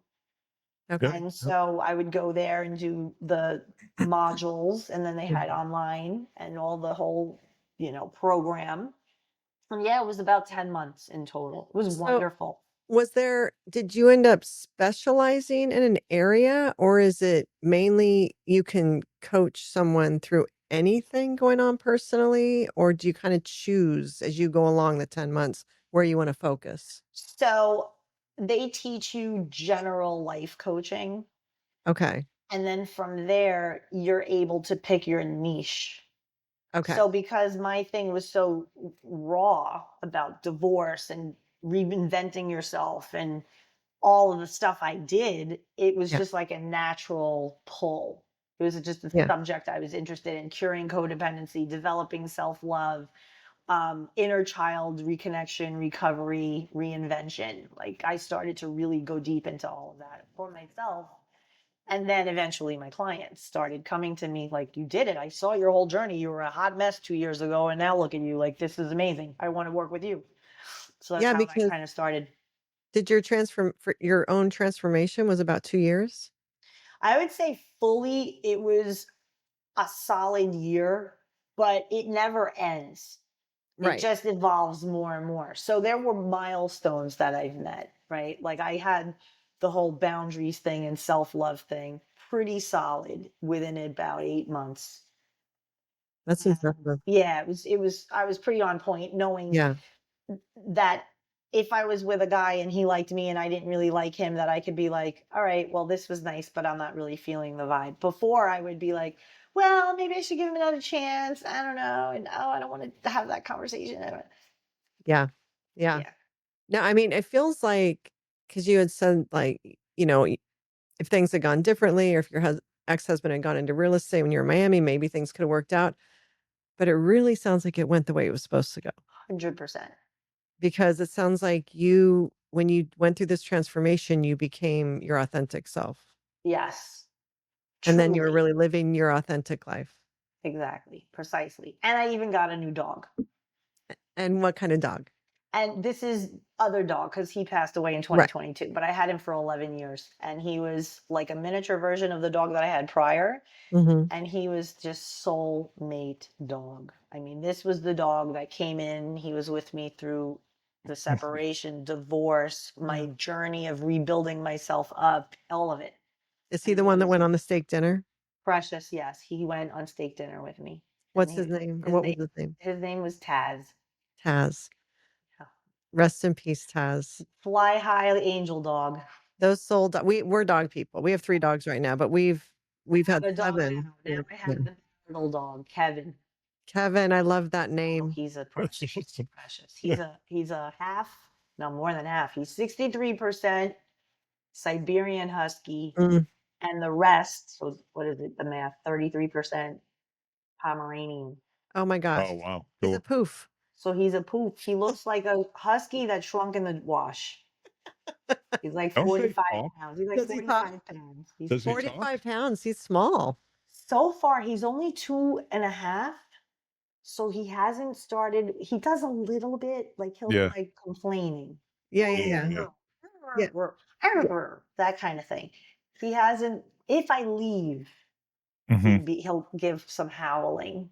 Yeah. But now he's a little more mature. So, but people tell me they're like, wait till he's 4.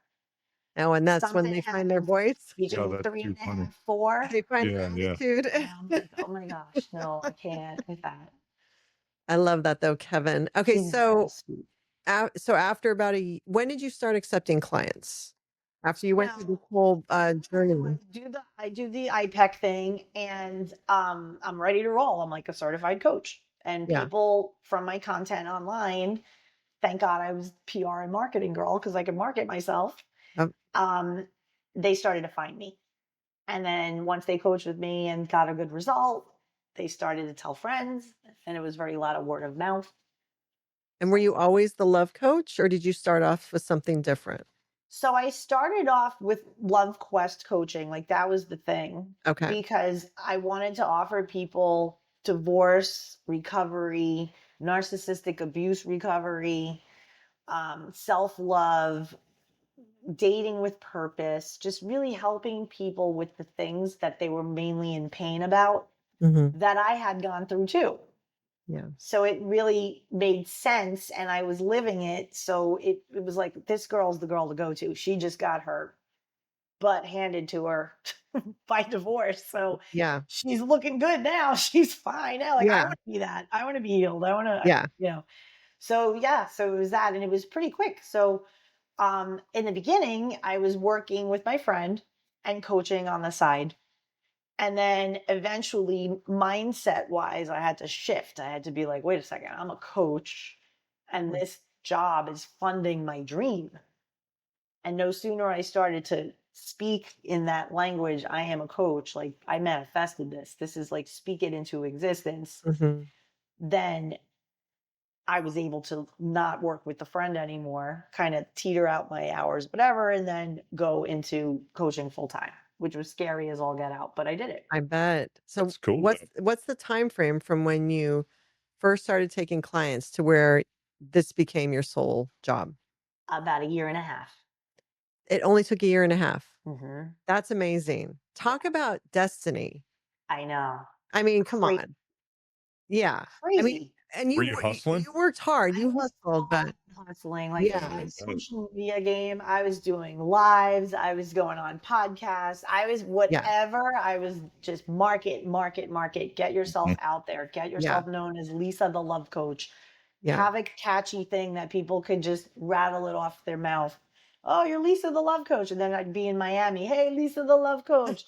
And I would do videos called Lisa's Lowdown on Love. So every day Oh, I'm posting a video like every morning. yeah. Hey everybody, it's Lisa the Love Coach. Today's my lowdown on love. And today we're talking about Facebook. Is it a hot mess? I'm like going into all of these Mhm. Yeah. things. So, What that year? plus the blog, people really knew me. So it was Yeah. it was cool. What year are we talking, what, 2018, 2019? Now we're about 2016 because that was when I met the guy, the first real serious relationship after divorce. Okay. So that's like 2016. And how 2017 is when I'm like getting my accreditation. The new okay, boyfriend is with me through this. Now 2019, I'm only doing coaching. So okay. he was with me for all of that. And how was that relationship different since it was during your transformation? So it was such a great, perfect example of the kind of relationship to have as your first relationship after divorce, Mm, where I'm healed. I could be in something. I could receive love. I'm older now. I'm not 20. I'm not 30. I'm yeah, 44. And there was a learning curve for that relationship too. I was still very like, I want to do what I want to do. And like, don't tell me this and that. I had to really learn, you have to consider somebody else. It's yeah, not just the Lisa show. It's like you got to consider somebody else. So it was a really good relationship. It was the friendship aspect was very reminiscent of ex-husband. mm, And then that just showed me, that is my relationship pattern. I become really dear friends with the guys that I'm with. And okay. so it's not just this girl guy thing. It's like, no, she's my girl. Like we hold it down. Like Yeah, I share things with her and like we have a good time together. And I'm kind of a guy's girl also. mhm, So example, we would go to the beach and I'd have like a little squeegee Nerf ball and we'd be like throwing it, because I played ball. So I was yeah, always into sports and stuff. So, listening to the Yankee game on the radio while we're like playing at the beach. And it was yeah. that going So to that restaurants, going here, going there, dressing up, going to places, going to happy hour. So it was a very fun relationship. right. It probably felt in some ways as heavy as what you were doing, this whole change in your life, the relationship probably feels lighter than Totally. your I mean, what you came from. Yeah, because it was very stable. He was definitely into me. He wasn't a player. There was never any confusion. We were into it. We liked each other. We would catch up with each other. He lived 5 blocks away. Oh, wow. We'd meet on the street with a roadie and we'd go walking to happy hour and bar hop and have a blast. It was great. Just perfect timing. Perfect. So But then 4.5 years we're together. yeah, And somewhere around year 2.5 ish, we go away for a weekend and we come back. We had the best time. I think we went to Naples. We were there. It was great. And I'm walking the dog and we got back and I said, so like, where do we go from here? Like, where are we going? He goes, you mean next? Like, we just did a vacation on like, we just went to the weekend. Like, what are you talking about? I go, no, I don't mean that. I mean us. Like, what do we do? yeah, Like, we've been together now for like, 3 years. So like, what do we do? And he looked at me like a deer in headlights. And because of all the work that I've done and all the things, wiser, he looked uncomfortable. And so instead of freaking out, instead of getting into that codependent, like I shouldn't have said anything, I said to him, you know, a woman like me asking you that question is a good thing. Oh no, I know, like I know what I got. Good. Because I will never betray you. I will never ever lose respect. But there will come a day where I do not want to be the girlfriend up the street anymore. And when that day comes, you will be the first to know. Other than that, we're cool. And I left it like that. But I knew at that moment he's on the ticking clock of Yeah. it's gonna not, because I knew I was evolving. I knew I was like, I'm not Yeah. meant to be the girlfriend up the street. I don't want to live in this apartment my whole life. I have other things I want to do. Yeah. And the more I healed and the more I grew, the more in my faith I even became, Mhm. in a very spiritual way. This journey was incredibly spiritual, very intuitive. And it wasn't like religion, it was just spirit. Like I knew I was loved unconditionally and guided. And if I listened to that guidance, I would prosper. And it was happening. And I got to a point, COVID happened, and we had talked loosely about moving in together. And it was as if two matrices opened up in COVID. The world split. Either you were on this path or this path, and we were on different paths. Mm. So I saw Miami and what it was during COVID, and I was like, I can't be here anymore. It was something deep, like the same voice that way back said, go to Miami, Lisa, you'll be happy there. It was Yeah. the same thing again. It was go to Sarasota, go to the West Coast. Mm. Your mom, your stepdad, they just moved down. Be closer to them. And I felt it like in every inch of my body, my bones. I was like, I know I have to leave Miami. I know I have to go. My time here is over. I've been here for 10 years. This relationship isn't going anywhere. I got to make some moves. And again, within a month from the time it popped in my head to go to Sarasota, I was stuff packed moving into my new apartment in Sarasota. And then break up with Miami boyfriend. And then I'm like, let me just be like single in a new city and just kind of make friends and just see where I'm at. And within 8 months from when I moved, around that, I met my now husband. So those 8 months, was that the longest you'd been single? So I guess so. Yeah, I would say so. And even then, a guy pops up, let me take you out, Yeah. want you to date me, oh, la, Yeah. la. And I'm like, I don't understand. Like when women say to me, where do you meet men? How do you meet men? I'm like, girl, I'm like flypaper. Like I can't, like everybody's like, how do you meet these men? I'm like, what app are you on? I'm like, no apps. Yeah. I go to Home Goods, I get gas, and boom, some dude is asking me out. They're like, That's wow, such awesome. you. That's hilarious. It makes sense though that that relationship, because when you guys first got together, you were just beginning your transformation, right? So as you said, you evolved, you grew, you were elevating, and so he was there for a season, but For then sure. And and I'm then still super good friends with him too. yeah, Like yeah, see him popping up on my social media, supportive of him, like always yeah, saying shout out to your brother if I see the pictures together. So it was a yeah, good relationship. We never did anything shady to each other. There was yeah. no shade thrown ever. It No was nothing. It was yeah, just growth. it was And growth. it got to a point where it was like, I'm being called to be a wife. Yeah, And I want that with you. We've been together for 4.5 years, but it doesn't sound like you're about that. It sounds like you have like massive PTSD about being husband still. And I like it's all good. yeah, It Had he just ever it been went as married? far as it could go. It was sad, but I had yeah, to go. yeah, yeah. Had he ever been married, or He was was he always? married. Yeah, he was married for I believe like 10 years or something. Or he was Oh, with someone for 10 years and like yeah. six of it was marriage. Okay. So yeah.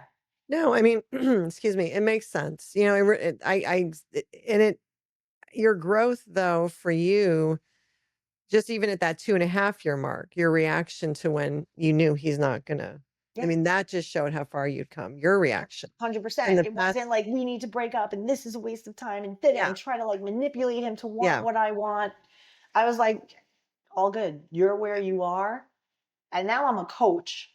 So for yeah, me to shift into coach mode, it's a blessing yeah. because now I'm like, wait, don't come at him like Lisa the codependent from 5 years ago. Come at him as coach.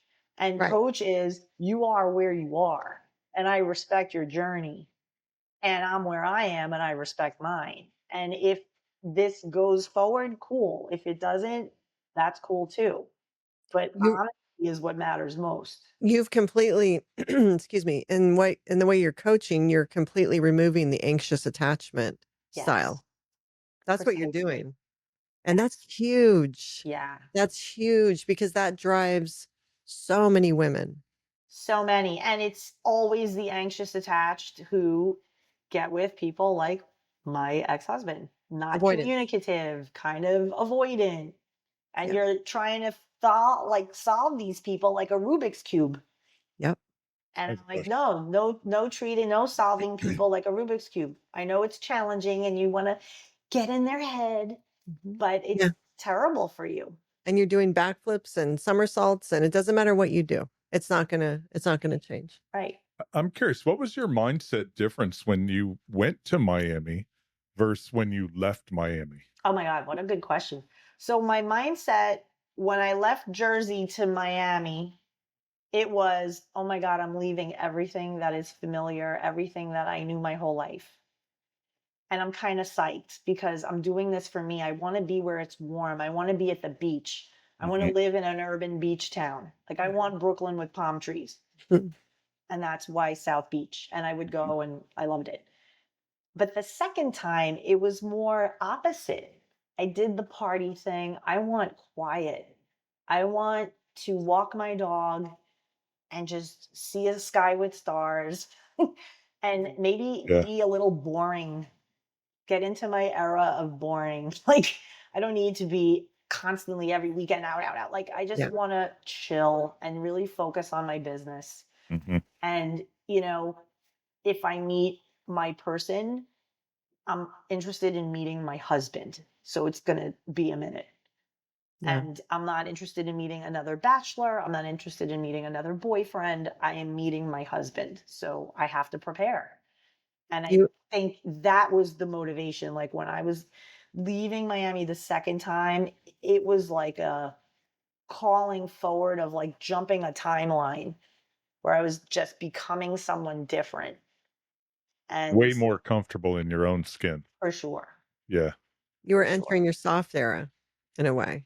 Yeah, really doing a lot of work at that point around feminine energy, Mhm. more healing, more, because the ex boyfriend and that ending of that triggered stuff, brought stuff up, the uncertainty of like, my God, like I'm legit in another town again. And luckily, because of social media, I had this like following because of all the video content I was doing and whatever. And the West Coast Florida people, the Tampa people, they were psyched. They were like, girl, Yeah. you're moving to the West Coast. You're coming to Tampa Bay. Like, we're going to go out. And I was like, okay, now I'm going to party in Tampa Bay. Right. Like, Oh, but there's a party soon. I reconnected with girlfriends that I knew Mm. from the West Coast of Florida. And one of them had a birthday celebration, invited me. And that was where I met my now husband. Okay. So was Cool. it instant for you? So I knew that there was something about him from the day I met him. There was a rapport, this instant chemistry of being from the Northeast. He's from Boston area, New York. So when we met and he told me where he was from, I was immediately, I was like, well, sports will be interesting. Yes. Yes. You know, the Red Sox suck. You know? He's like, what, Giants? I'm like, Giants, Jets. I go, Patriots. He's like, I'm like, I'm like, of course, Red Sox. He's like, yeah, Yankees. I'm like, Yeah. but That's how it goes. playful, but playful, Yeah. and we, hit it off immediately. We talked for hours. We were at this party. All this stuff is going on around us, and we're just at the bar chatting the whole time. That's when you know. And we just got along great. I say to him, for me, it was like when you're a little kid and you're new to a town and you're riding your bike by yourself and you see another little kid down the street and the kid says to you, "You're new." "Yeah, I just moved over there." "Ah, that's a cool bike. You want to go riding?" "Okay." And then you're best friends. Yeah. That's That's what it was amazing. like. That's That's amazing. exactly what it was like. It was like two little kids, two little peanuts meeting each other and getting along. Like two And puzzle yeah, pieces and it was fitting. quick. I mean, I went at the relationship very different than any other relationship in the past. I was very upfront about my intention for why I was dating. I was 50 when we met. So I knew I'm dating to become a wife. I'm dating to attract my husband. And if you're not into that, no shade thrown, all good, but I have to be upfront because Yeah. that's what I'm here for. Me. And husband was like, yeah, I could, I was just telling my brother like a month ago that I have to be open to marriage and a pet because most likely the woman that is my woman will probably want both. Had he been married before? Hmm. Yeah. Okay, so and how long had he been divorced before you So guys? he was with somebody for a while, 10 years, not married. He was divorced prior to that. Okay. So he had a long term relationship, West Coast, East Coast, that sort of thing. Yeah, yeah, yeah. And he'd like live there for a few because he could work from home. So he would spend time back and forth. Um, and then he ended that, moved back to Florida, and then dated some crazy girl for like 2 years, off and on, cray cray, and learned himself too about boundaries and I don't do crazy and all of this. Dealt with a lot of residual stuff from his childhood too. Mhm. It was like we were both on this trajectory parallel at the right moment to meet. And that's what Yeah. ended up happening. So when I met him, I was very upfront. I was like, I'm dating to attract my husband. And he was like, okay. And then I said, yeah, so as long as we're clear on that and you're cool with it, like that's the point. Oh, and because of that, I'm not having sex with anyone until I'm in love with them and they are in love with me and we are a thing. Yeah. And he was like, okay. And super protective of that. And it made it really hot. Like the courtship was super hot because of that. Yeah, I Because we bet. were like 16 again. It was like, oh my God, like I wanted like because there's a lot you could do Yeah, yeah. Yeah, physically, yeah. That's without awesome that. though. Yeah, So that's that's awesome. what went down. And it was like hot and heavy and good. And yet that friendship was starting to form Mhm. too. And we just like had such a meeting of the mind on so many things, our values, what was happening in the world, where we were on it, what we felt in our gut about everything that was going on and just Mhm. all of it. 'Cause is this during COVID? This was 2021 that we met. So yeah, Okay. Okay, yeah, so there In was Florida, COVID was over. well, yeah, except in Florida, COVID wasn't really well, happening. it was Yeah. nothing was doing It was anything. nothing. COVID was, A 3 blip. I Yeah, I am it was a blip. I'm curious, you had mentioned people ask you, "How do you meet people?" And you're like, How do I not meet people?" type of thing, right? Is that so you've gotta be putting a vibe out there of some sort, right? And Yeah. what is that vibe? And maybe you advise your clients on this, but is your vibe to just be good with yourself and not go chasing, that Yes. makes sense? It makes perfect sense. Very important discussion to get into because yes, the thing that women want to know is what am I doing wrong? When I'm out in the world, Yeah. what am I Mhm, doing wrong? And in 5 seconds, I'm like, dude, I have you on a Zoom call. Like you're with me and you have like the RBF going, the resting bitch face. Mm, Like you're very like, you know, just it's more about your body, like just being in mhm, your body. And I really think like being in Miami, living those 10 years in Miami definitely softened me.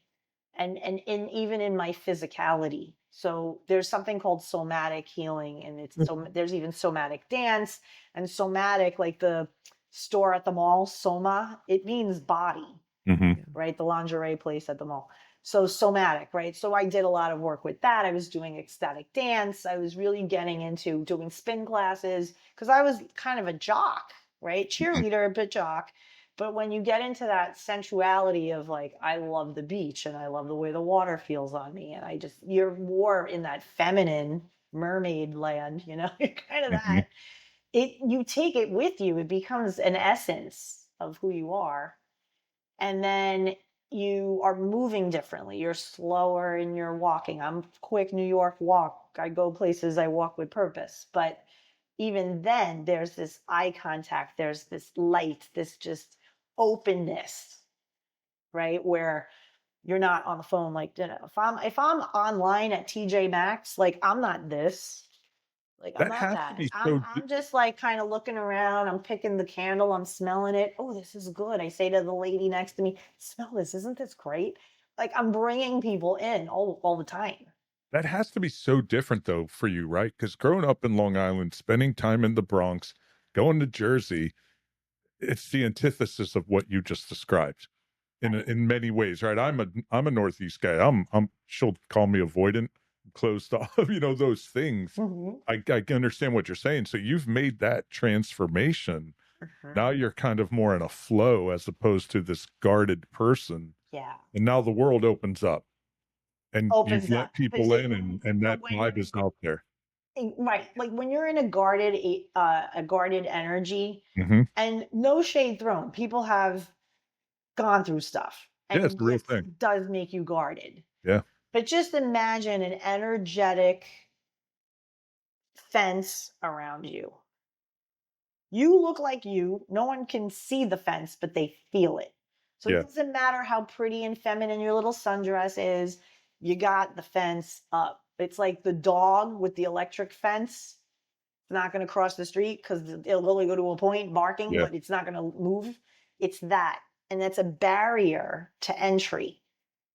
So when you are out in the world and you're looking cute and you're going to brunch and you're like, I want to meet a guy, but you still have that walled up woundedness, little invisible fence around you, they're going to feel it.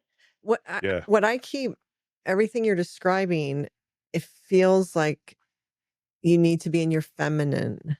You need to be soft. You need to be because you need to be open because then that will attract what you're looking for, the Yeah. male energy, is that does that make sense? Does that Makes kind of perfect correlate? sense. And it's even more than that, it's a balance. Because everybody throws such shade on masculine energy. Yeah. Like masculine energy is what gets you up in the morning and gets you like doing stuff in your life, right? You need it. It's Yeah. necessary. Um, it's what helps you to focus. It's that, testosterone that's going to be like, all right, I got these 5 things to do today. We're going to get Get it some done. shit done. Right. And Yeah. there's nothing wrong with that. However, when you're too much in that, that's when you start mothering men, fixer, trying to rescue them. They start asking you for money. You have it all together. You start meeting men that don't. But when you're balanced, where I could get my stuff done, but I can turn that off. And when I have a date, I'm feminine now. And Yes. so one of the ways that little baby steps that I do exercises with women on how to really crack that open, it's let's look at the things that matter to you from both the masculine perspective and the feminine. And let's talk about how you're communicating. So if you're talking about your job, there is a way to talk about it from a feminine energy. And the Mhm. feminine energy is I serve in this way and I love it. So if you're a real estate agent and you're in your masculine energy, you're going to be on a date and say, yeah, so I'm with Coldwell Banker and I closed 3 million last month and I'm just fired up. I'm probably going to win an award by the end of the year. I'm going for like this much in sales. It's very numbers. It's very, But when you're in your feminine, you'll say something like, oh my God, the other day I helped a married couple and the woman was pregnant and I got them their first house. And it was just so warm. I felt like their love in my heart. They were hugging me. The girl was crying because she's got like pregnancy hormones going. And it's like I wanted to take this family and like put them in a nest and I got to do it. Do you Yeah. see the difference in that? How do you think that translates though? Because I almost relate more to the first scenario. Do you know what I'm saying? Like, how does that relate? Or I guess how does that impact the dynamics of the male female communications in a sense? Well, I mean, if you're a dude and you're alpha, you could respect her hustle. Yeah. right? Like, Yep. admire the hustle. But then you might think, like, what does she need me for, though? Like, Yeah. Which right? is She's very like, she's, subconscious, Mhm. very, yeah, behind the scenes. Wake up to that shit more so than you're realizing it in the moment. Yeah, and Right. wouldn't the man be naturally attracted to the feminine way she talked about her job? Yeah, So because she's so bringing yeah, it in her body. She's saying, like, oh my God, I felt their love in my heart. These people, this family. Like, this is why I do what I do. I love it. I yeah. love seeing people go from apartment to their first house or changing their whole life and going from their first house into their second house. Like, I just love the growth of people and being a part of that. Like, it just fills my heart. It's Well, very It's different. interesting yeah. to your 'Cause point. now you're No, pressing your chest. I feel it in my heart. And whenever you can draw a man into your body, oh my God, that's the magic. that's fascinating. Yeah. Actually, it kind of just that kind of stuck because to your point, what do you need me for if you've got the numbers and all this stuff rigidly figured out? That's my job as a Right. masculine person. But now I can appreciate that you care and you have this softer, loving side, which could complement my rigid side as a man.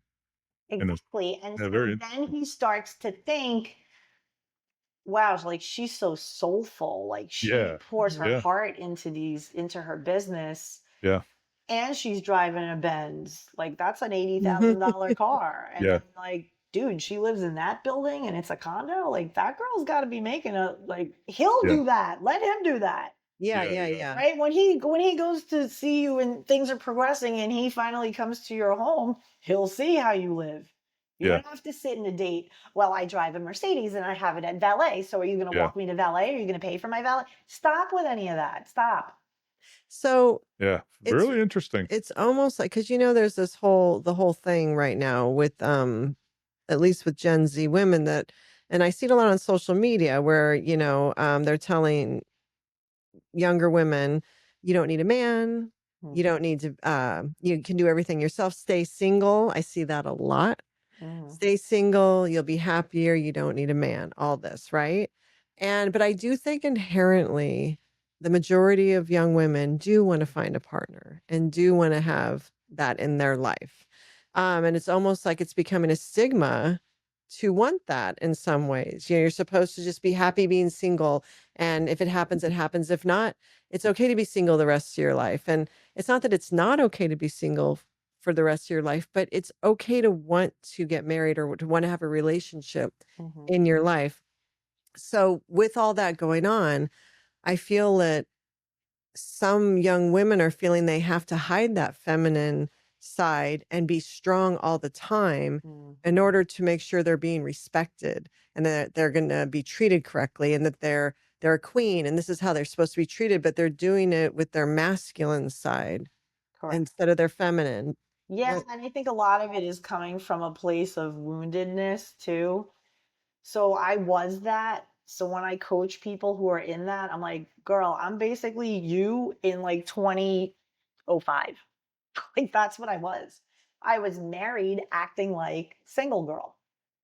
Okay. I have my own money. I buy my own thing. If I want to go to Vegas with my friends and I'm paying for it, then my husband has nothing to say about it. Really. Yeah. Fast forward now, my husband, it's not even a consideration. Girls trip? No.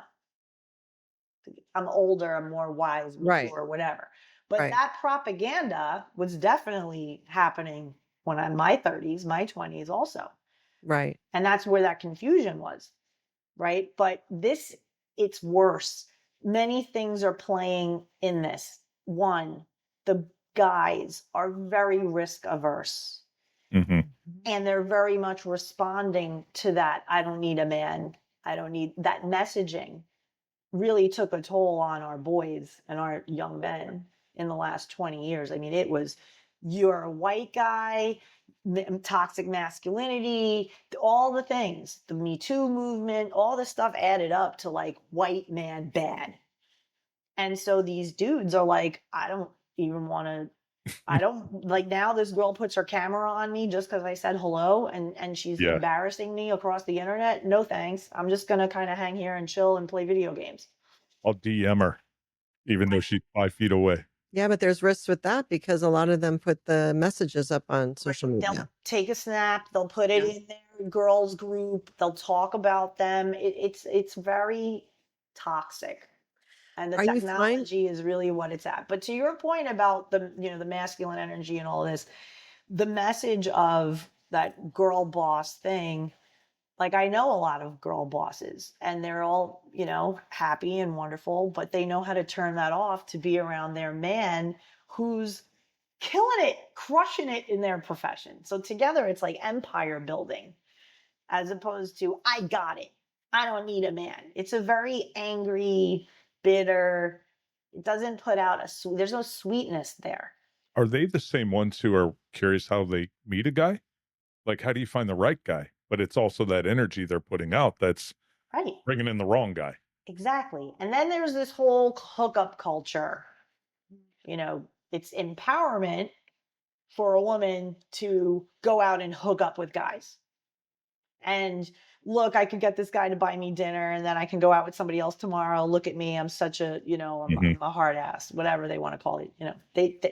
But it's eroding you at the soul level, right? It erodes you. Like when you're a woman and you have that exchange, a sexual exchange with a man, it's an energetic exchange. So you're built as woman to bring life from out there through you onto the planet. It's a portal for life, right? So that energy exchange, when you're with a dude and it's just casual and he's still hung up on his ex-girlfriend who cheated on him and now he has trauma, you're absorbing all of his trauma in you on a DNA level, like on a spiritual in your essence. I learned this from like Joe Dispenza, like a bunch of people are like, epigenetics is a thing. Yes. And like if you're doing things that are damaging to your spirit, it will manifest in the cell of your cellular makeup of yourself. Crazy. What's it called? Epigenetics? Epigenetics. Epigenetics. Yeah. So epigenetics is looking at a total, like, say it like a 5-year-old with crayons. It's looking at how life in general and your response to it impacts you at a cellular level in the genetic code of you, like in your cells. I mean, there's so many areas of that stress, like how you handle everything, right? Yeah. But as far as when you have sex, you are 100% absorbing the energy of who you're having. There is no such thing as a one night stand and you move on with your life for a woman. Correct. And I just wish this was discussed more. And it's compounded. Yes. So like if you're a hookup girl and you're hooking up with some dude for a month and then it goes sideways and then you're on to the next dude, you don't just shake off the other dude. No. Energetically. That's going to live in you. And this is why you'll see women almost look like their light is dull. Yes. There's a dullness in their eyes even. There's a stare. It's sad. It's very sad. It's a sadness that you feel coming off of them because they're being energetically sucked like vampire. Yeah. Drained. Just zapped. You're drained. Because the female energy is so powerful too. Super powerful. So the flex, to use a Gen Z term, right? The flex isn't, look at me, I can get any guy I want, I can hook up with anyone, and look at me, I'll do it. And then snap your friends, look at this dude, I took him home yesterday, he bought me dinner for $300. The flex is opposite that. The flex is, I know that I can get any guy, but I'm looking for my guy. And my guy has this, and it's either that or nothing. Yes. And I'm cool with being alone and not having sex with anyone until that dude comes. And when you talk like that, that dude shows up fast. Yes. Yes. And I wish this was I wish I was seeing that all over. more than the other. And do you notice Gen X, when we were in high school, there was shaming. And there was a thing about that girl's a hoe. Like, I'm not hanging out with her. And who you walked with was who you were, right? There's an expression, it sounds great in Spanish, but it's tell me who you walk with and I'll tell you who you are, right? And my mother was like, yeah, those girls are not your girls. Yeah. From the way Yeah. they dressed, from the way they carried themselves, from that, it was a thing. And there was pride in that. It wasn't that you were mean to them. It wasn't that if I saw them in the hall, I wouldn't say hi, but I was not hanging out with that element. I just wasn't. And Yeah. us girls kept each other in check. There was a level of shaming, Not anymore. but No. That's that a great doesn't point you're exist making. now. Now That's they're gone. cheering on bad behavior. Yeah. Yes. With When we likes were and clicks. teenagers, to sound like a fossil, Yeah. we were like, girl, are you gonna go out dressed like that? Like, dude, I get the whole Madonna thing, but like, really? You can't be wearing lingerie with jeans. Like, what are you doing? Yeah. Yeah. And then you know, throw a sweatshirt on. Like, we're going to the movies. Like, what are you doing? Right? Like, we would talk like that to each other. Yeah. We kept each other in check. But today, you go, girl, you do whatever. Meanwhile, the girl is obese. Oh, and she's showing everything online. Body positivity, girl. It blows me away It's as a Gen X new. guy to Yes. see this. It's like, what happened? Because I relate to what you're saying around there was we probably sound like dinosaurs, but there was a level of modesty that existed that seems to no longer be around today. It's self-respect. It's And wild. I'm not sure I remember it starting to happen when our older son, who's 28, was in high school. So I would have been like 2011, 2012 is when I observed the shift. There was a shift. And it was a shift. Sure. And it was on, and then that also was Instagram showing up and Snapchat showing up. So that was all around that same time. It was this Yeah. convergence of smartphone and social media. It just took it to Yeah. another level Like in the 2010, 2011. I agree. And I and all think this, that's also when like Kardashians like hit a thing. I think they had a major influence on the culture. I yeah, think also that show, that Teen Moms show, that was Yeah, the oh my sex tapes. awful for the culture. the teen mom, yeah, the teen, because they became little stars for being teen moms. I know. MTV glorified what Mhm. Gen X, come on, you get pregnant in high school in 1986, you're taken out of school. Yep. The Yeah. teachers themselves, like that was a protocol. You can't have a girl. Now in the high schools, you have girls last trimester, belly out to here, throwing each other, parties, Yeah. baby Yeah. showers, Yeah. cafeteria at school. No, it's a cultural shift. It's a complete cultural shift. And it's gone off the rails now. And I think it's a huge part of when you said you see in young women's eyes the light dying. I think it's a huge part of young women and women losing their light, losing their energy, giving it away, and they don't even understand that's what they're doing because Exactly. there's less support for what you were discussing, having self-respect, having restraint, sleeping with people when there's a relationship, when there's emotions, when you've built something, not just freely giving yourself away. That is out the window, discussion like that, I know. and that's Brought back. And luckily, there is this whole like trad wife thing that's out there, women being more forthcoming with that life. Because as a coach, when I'm talking to women and they tell me what they want, it is the polar opposite to what they're behaving like. And I tell them flat out, that man that you just described to me, he doesn't want what you're being. so you're finding that they're coming to you and they do want a traditional marriage and children and that traditional life. Some. I mean, the people who come to me, yes, because that's the message I put out there. And typically, my client are the very high achieving women or men who got taken advantage of. Those are like my sweet spot. It's the guy who does well, always has to impress women with money, gets taken advantage of, feels like I really poured my heart into this girl and she broke my heart and I don't know what to do. And they have to learn boundaries just the same as women do, right? Men, they need boundaries too. He flies in like Captain Save-A-Ho and he's giving money out. And it's like, dude, you got to like have standards for how you're treated. If she disrespects you, she's out. What's the background on those guys? What do you mean? What's their background to make it so they need to have that flex?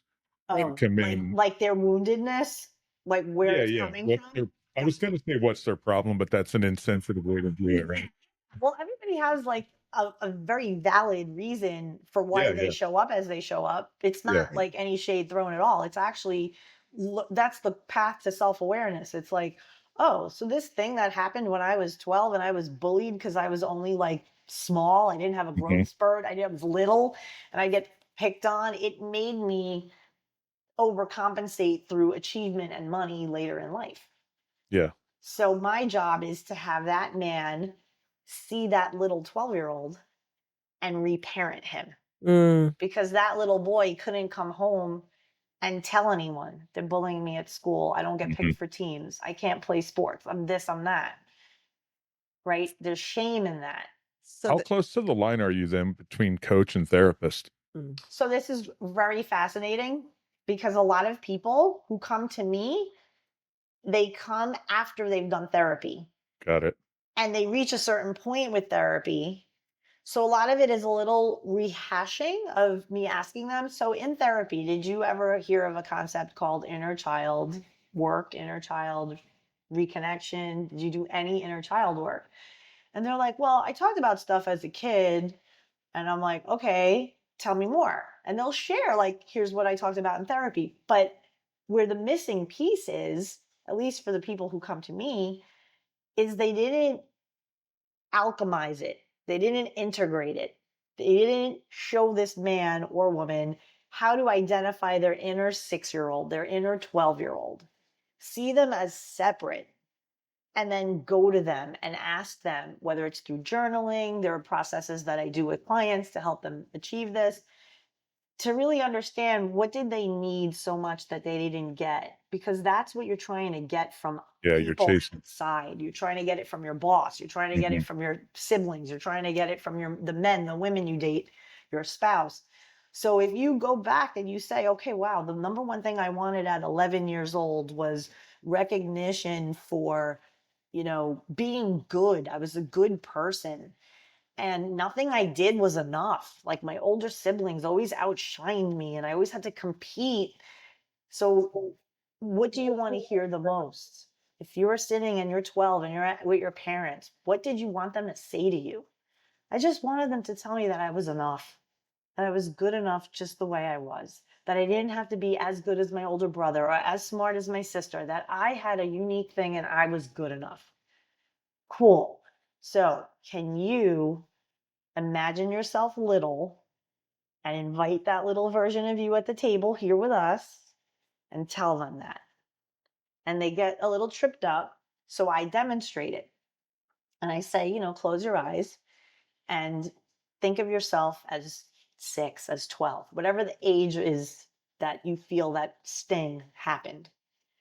And they'll be like, okay, I'm 8. Okay, so you're 8. Where are you? I'm in my room. Okay, cool. And so let's go in there and tell this kid what we think of him. So you be 8 and I'll be you as an adult. Okay. I'm like, all right, do you feel 8? Like, what are you doing? I'm on the floor. I'm like, what's with you? My Star Wars action figures. Okay, cool. So you're in it. I get it. Okay. So, hey, sweet boy, I love you so much. I just came from the future to tell you how special you are and how important you are, and that I'm super interested in everything you have going on. And I love you, and I just want to let you know that you are enough. And I know you have a big brother and a sister, and they get all the attention, and you're the little guy trying to catch up, but I love you just because you are you. That's it. That's all I wanted you to know. And you'll see a grown man, tears streaming down his face, because I was going to it's say it's probably pretty heavy. it's super heavy and it's Yeah. just Imagine like you're in a desert wanting water and you're wanting this emotional nourishment and water, your whole life. And you get it through an exercise like this, through a coaching session with me. And it's everything you wanted to hear your whole life in like 10 seconds. And it's just like, wow. And then, you have to like be there for them and hold space, right? You have to be like, dude, this is the thing you've been waiting to hear your whole life. Of course, it's a big deal. Yeah. But now you're going to know how to give that to yourself every day. And you're So, doing this, your clientele, you were saying, these are probably fairly wealthy guys, powerful guys, breaking them down to get there. And then there's a rebuild period after that, I assume. yeah, because they feel empowered once they know that they, as adults, with the company that they have or the whatever achievements they've had, that version of them can go and reparent the wounded versions of them every decade of their life. Mm. Mm-hmm. Like my inner child work ends up becoming a little bit of like a past version of you work. Mm-hmm. Like you're 50 years old, go hang out with the dude who was 30 who cheated on his wife and blew up his whole family and carries a lot of shame.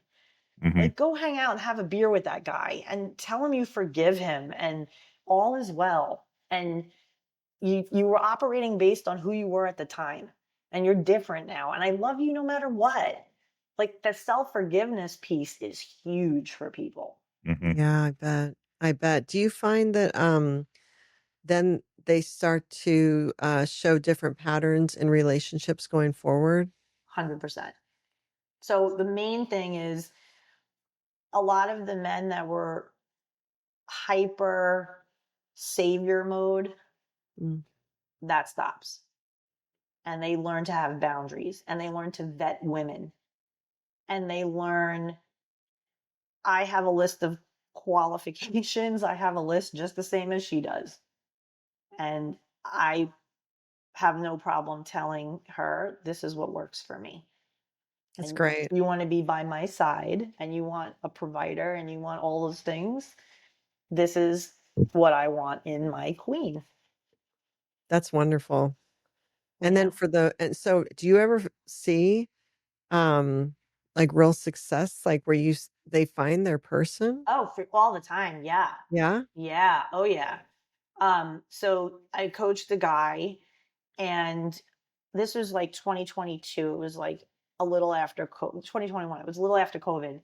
And his thing was exactly that. He'd go for the prettiest girl and she'd buy me this, take me here. I want to go and vacations and I gave him a budget. I said, your first date, we're going to tap you into your creativity because you want to attract different types of women now. And I said, $30 first date. $30. Where am I going to go for $30? Figure it out. $30. What am I doing for $30? Second date, raise it to 75. Are you serious? When do I get to take her to like a really nice dinner? I want to show her what I'm about. Well, what are you about? Are you about the flashy dinner or are you about me? Get to know me. When do I bring her to my house? I usually would bring them back to my house. I want to show them how I live. Important, but no, not yet. She has to prove that she's worthy of crossing the threshold of the house that you busted your ass to get for the last 10 years. Not any little chickie pea gets to cross the threshold of your kingdom. So by the time you talk to them, they're not just trying to get laid, but they're trying to find someone, a relationship. 100%. The Yeah. people that I work with are the ones that want a serious relationship, marriage, kids. Yeah. That they're But not coming to me to get laid. They're coming to me for I want to meet my wife Yeah. but what you've or husband.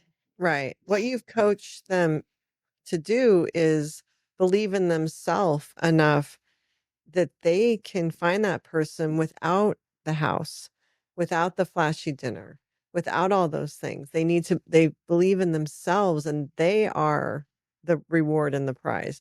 And all that other stuff is just extra. Right. But they have to have that self-confidence and self-esteem. So through that healing Right. and that forgiveness and all the things they have to let go to get there. It's such a journey. It's a Well, you're being massive honest. journey. It's Yeah, it's an amazing journey. And that's why like when I do coaching, it's immersive coaching. So that means that these people have access to me between sessions. It's not like therapy where you go and you talk and talk and they write a few squiggle lines and they're like, "Okay, see you next time." This is more like you'll have a book and you'll have exercises and things, and I'll give you things to work through. And then you'll text me the next day and be like, "Holy crap, question 5. Are you kidding me with this?" And it's like, "Hey, just breathe into it. Like, go away, go for a run, and then come back to it later." And it's like, "Hey, I had this breakthrough. There was something that happened with my brother, and I called him, and it happened when we were 14, and like I worked it out with him." And it's like, well, you advocated for your inner 14-year-old now. Like, this that's is all about amazing. self advocacy. Like, go back in time and give these versions of you what they needed so that you're not seeking it from people outside. It's Once this you do it for you, you think you're going to let some chick run game on you? Mhm. You're going to be like, "Dude, nobody takes care of me better than me." and that Man goes or both woman. ways. I have women say it too. Yeah. Nobody should take care of me better than me emotionally. Have you matchmaked at all? I have not. I haven't. It's probably dangerous. I know. I feel like that's more like divine and Yeah, Yeah. yeah, like I yeah. don't want to have anything to do with that. No. Have you, have I you, mean, it happens. Like if I was to host an event and yeah, all the puppies are put in the box and they Yeah. play and they fine, all Yeah, great. yeah, yeah, yeah. yeah. Have you cut anyone off where you've said this isn't working? Oh I'm yeah. sure that I probably have, I have. regular. Yeah, you have Yeah. to. Yeah, Yeah. like what kind of coach would I be talking boundaries if I can't assert my own Mhm. and talking about standards and criteria and who you want to roll with and a Yeah. lot of narcissistic people out there, a lot Yeah. of Yes. vampires, energy vampires, and I have to protect my own, right? Yeah. Absolutely. Now the book you were talking about, did you create that? What book? The book that you give them to work Oh, on? so it's very customized, right? So I have like created over the years like these, questions to really help people get to connecting to that version of themselves as a teenager, really a lot of questions about parents and how the dynamic was in the house growing up. So over time, I have these documents, these little worksheets, that my Mhm. clients get. Mhm. And so yeah, it's very customized. If they're coming at me saying like, "Hey, there was addiction in my house growing up. I had to like kind of step up and be the husband at 12. My dad went to jail." Like you get stuff like that. Yeah. And a lot of these people that I work with who are high achievers, they became that because they were forced to step Mhm. up at a really young age and then they were praised for it. So a lot of the kids that succeeded, they had to deal with some dysfunction to put them in that place where they had to succeed. But what did it and locked it in for them was the praise. Such a good boy, taking the lead like this. You're like a young man. Oh, okay. I'm getting approval for being like I'm 30, but really I'm 12. And the kids at school make fun of me, but I have to show up like I'm 30 because mom needs me to be 30 because dad's in jail. So Wow. this is what ends up happening later in life. So in some cases, it works great. A lot of people hold on to that and they achieve and succeed, but they're doing it, if not healed, they're doing another area of their life from a wounded place. So typically for the people who have it so together professionally, they will struggle in relationships because Mm. water has to go somewhere. Woundedness has to go somewhere if it's unhealed. So if you don't, Fascinating yeah. statement. It's Really. yeah, go ahead. I Oh have a no, question too, but I know you want to go. it brought me back. It brings me back to earlier in the conversation. I had a question, um, around, you were talking about how you, it was related to your going to football games with your dad and, becoming a football fan, and you knew once the weather got cold and your stepmom wouldn't want to go and you would go. And so you were chasing kind of that same thing you just described, right? So I'm curious if the question I had, and it's almost to both of you in some ways, but I'll ask it to you. Did you know it at the time, or did you discover that as part of your healing journey? And and and what you're describing is go back to the 8-year-old you, and did you know it then, or did you learn it as an adult, I guess? I learned it as an adult, Yeah. and I looked very deeply at every decade of my life. And I asked myself the series of questions that I now give to my clients Mhm. of what did you want the grown-ups around you to know the most about you that they were missing? They weren't getting it, right? Or who did you want to be around that you felt didn't really have your attention in the way that you needed it? All these deeper questions. And I got to the age of between 15 and, that 12 to 18, that teenager thing. Mhm. And that's when I was like, whoa, like you were going to jet games because now you're that little girl grown up 10 years later. And that little girl would freeze her ass off Yeah. just so she could have alone time with her dad. Yeah. And now you're 10 years later still doing the same thing, but now you're noticing boys. And same way you're chasing after daddy, you're chasing after boys. Mhm. Do you see what you're doing? Do you see it? And then me sitting there and seeing, like, holding even a picture of yourself little, like, these are things that, trigger you in a good way, that you can Mhm. see that girl and you're like, oh, you precious girl, these people didn't tell you these things. Oh, well, I'm here for you now. Right? Yeah, You don't, you interesting. don't chase anybody. We don't chase anybody. You don't have to. You're beautiful and you're kind and you're really smart. Mhm. And your dad loves you, adores you.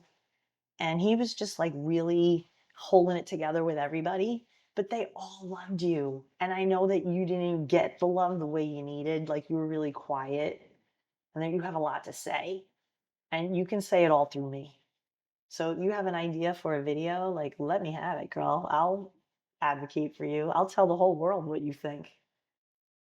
And That's that's how amazing. you start to relate to them. And then when they trust you, because that's the self trust piece, when you really can say, no one can take care of my inner 17-year-old better than me, nor should they. When you can have that much conviction, you think some dude is going to love bomb you? Mhm. Really? Yeah. You're going to look at a dude, he's going to lay it on you thick, and you're going to say, thank you. It's really nice of you to say. But you're not going to be like, yum, yum, yum. I need that. I need those compliments. I need you to see me. No, I see you right here. You're beautiful. You're 17. I got you. You sit over there. You're 17. You don't go on dates with 50-year-old men. That's creepy. You're my 17-year-old me. You stay here. I put you behind me, and adult me goes on the date How do because the I'm there to women protect you. how do your women clients react when they have that epiphany, that breakthrough? So there's a lot of, it's very cathartic. So there's a Yeah. lot of tears, there's a lot of ugly cry, there's a lot of release, and there's a lot of aha, like a light bulb goes off. And it's just a lot of space holding so they can connect those dots. Sometimes in a session, somebody will start crying and I'll just, be like, it's all good. Like, sweetie, you're breaking generational trauma. Like, this Mhm. isn't, buying a new lip gloss. This is serious. And then they'll laugh and they'll say, when you're ready, like share what you're thinking, what's popping up for you. So it's the whole thing. It's probably the realization that it's probably some shame, some guilt, some "I'm such an ass" to, "Oh my god," realizations in 30 seconds or less. Yeah, I mean, and typically I coach, like I said, it's immersive. So sometimes people will have these in the shower. Yeah, yeah. And then they have nowhere to go with it, but not with me. With me, it's texting me, oh my God, I was just taking a shower. And while the conditioner was in my head, I realized that the reason why I was so mad at my older sister is because she was the one who got to go to some wherever vacation with my dad, and I didn't Mhm. get to go. Mhm. So I have to call my sister and iron this out because we've been out of sorts for 20 years. Oh my God. Did you call your sister? No, I'm calling her today. We're gonna have dinner this week.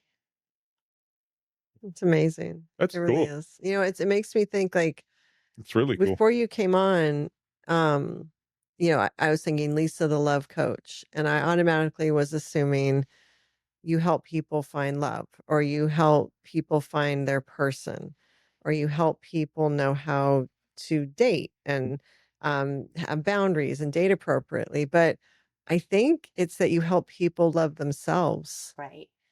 And First, that, most, eh, best, and always. yeah, that's what it is you're empowering people to love all of themselves from the start and to become their authentic self. And as a result, then they can go forward and have a healthy relationship and have a truly authentic love with someone. But it's because you've helped them learn how to love themselves and accept themselves completely. And that's what it is. Right. It's the love quest, is that That's it. journey, the quest of exactly what you described, that Of loving true them. authenticity. I love me, not in a conceited, dysfunctional, like we see now, right, on social Mhm. media. Look at me. Look at me is not I love me. It's actually quite the opposite. Look at me is very wounded. It's coming from a Yeah, place of lack. yeah. But when you're fulfilled, you're just like posting a picture of you and your dog checking out a sunset, and you're like feeling the vibes, and you get like a bazillion likes. It's the people that don't have to try so hard, right? It's like just Yeah, like an essence. they're settled. Yeah. Yeah, they're They're at at peace yeah. They're at in peace. They're at themselves. peace. And they're themselves. That's it. That's the love Yeah, quest. they don't have like that fear of missing out of anything. They're like, no, I feel like staying in tonight, Yeah. because they're confident that they're not missing out on anything, because they know that they are the creators of their experience. They're the creators of their life. So I think, to your point earlier, this attitude and this essence of, dude, I can legit go get gas and get hit on. Period. So I don't need apps. I don't need any of that. And people ask me, you met your husband on an app? I'm like, I did not think for a second that my man would be on an app. The kind of man that I wanted, not on an app. Can I imagine my husband sitting by himself on his couch doing this on his phone? No. In a million years, no, that's not my Mhm. man. Well, Hey, I so what never thought about it that way. I go, picture your dude, picture your ideal dude on a Saturday afternoon. What is he doing? How is he dressed? What is he doing? What does he care about? What podcast is he listening to? Like, get in that. Get really manifest it. Really put yourself like, huh? Because people don't know what they want. And they're dating from a place of uncertainty. They're dating from a place of, oh, he gave me attention and he actually called and followed through. Cool. But honey, you have a list of things that you have to check to see, is he your dude? Is she your girl? So you help Thing. people develop that checklist. Yup. Yeah. so And what have faith that that person exists. So now yeah. we get into like geeking out to quantum physics and all of this, where your thought becomes a thing. Mhm. And the reason why you have a desire for this guy with these qualities or this woman with these qualities is because they exist. Now you're getting led to them. It's nothing but that. So when I say to when a woman comes at me and she says, oh my God, but like the guys are horrible, I'm like, your guy isn't. Your guy's amazing. Your guy's everything you want him to be, everything you know he is. So who is he? How do Well, you deal with the sabotaging person? They find the person, they can't accept it or whatever, they recognize it, they can't accept that they sabotage it. that's rooted in a I don't believe I'm good enough for this. So And they're it's not there they're yet. gonna dump me, so let me Yeah. dump them first. Yep. That it all roads always kind of funnel into I am not enough. Yeah. When you handle that, and you're like, who told you that lie? Right? But I think that's part of your work you do with them so that by the time they are out there, they're not going to self-sabotage because they've done the work. So you're Right. kind of you have to do the work, I think, almost, right? Isn't that part of Oh, the All of it is that. coaching? It's all of that. So All of you're that. so what is your take on dating apps? How do you view dating apps? So I did a video recently on my YouTube, long form video about dating apps and who they're owned by, and they're conglomerates, and they are owned by certain companies that kind of own other things too. And it's very contrived and a bit insidious in that it is there to make money. It's not there to couple people up. It's actually designed to keep you single, agitated, almost like the same as slot machine. It's a similar model. To your mind. How they designed it is very dopamine, same like casino vibe. So it's like I said earlier, these programs and these apps you'll get on and it's a fee. But then they'll hit you up with, hey, if you want guys that are this way and they're in your area, pay more and we'll get these guys in front of you, and you're not being put in front of enough people. So this package lets you do that. It's a It's lot. just profit driven. Totally is. So you do pay for these apps. I thought they were free, but I have no clue. I assumed it was like the Facebook model, but they actually pay. Oh yeah. Well, there's a free version for all of them, I Yeah, but to believe. your point, if you want the dopamine rush, you got to pay. Anybody. Yeah. Oh, you have 50 matches. Pay this to see who they are, Yeah. or you can see these 10. So they've made it like, As a sidebar, if you send us the link to that video, we'll throw it up on the YouTube version of the podcast so people can go to it. Yeah, Right? yeah. for Very sure. interesting. We'll Yeah, pop 'cause up the people link. need to know. It's kind of like when I started to dig through this to prepare for the video, I Mhm. felt like, oh wow, these people are gonna feel like they've been played. Yeah. It's like a skeezy, getting ripped off kind Yeah. of feeling. Yep. There's very little success. I mean, all I see on social media are people complaining about these dates they're going on or they're getting ghosted. That's the other weird thing is that the people that are texting, messaging after they've matched, they've planned a date, they're going to go on the date, and then the person just disappears 3 hours before the date. That's awful. And it happens. And I don't understand. I'm assuming that the person's married. I'm assuming the person was just messing around. That's the thing with these apps. You don't know what you're getting. Yeah. Right? So, like in my case, I met my husband. I was around mutual friends. I know their values. I know the people I roll with. Right? You kind of get a sense. But these apps, you don't know. The dude could be a serial killer. He could be married. He could be, embezzling money from his boss. You don't know what these people are doing. You have no idea. Yeah. We've had some younger folks on, I guess they're Gen Zs, right? Yep. And talking about this and how it is like that. They've got like protocols, right? Maybe go get coffee versus go to a bar versus go to dinner. And I can't even explain it all. It's beyond me. Like there's Yeah. this thing called the talking stage. Yeah. Mhm. And that's where you're just on the app and you're just talking. And maybe you'll Yeah. give them your cell directly or a WhatsApp or something. Mhm. But you're just talking, texting, talking. I'm like, this is a waste of time. Yeah. What are you doing? But I get it.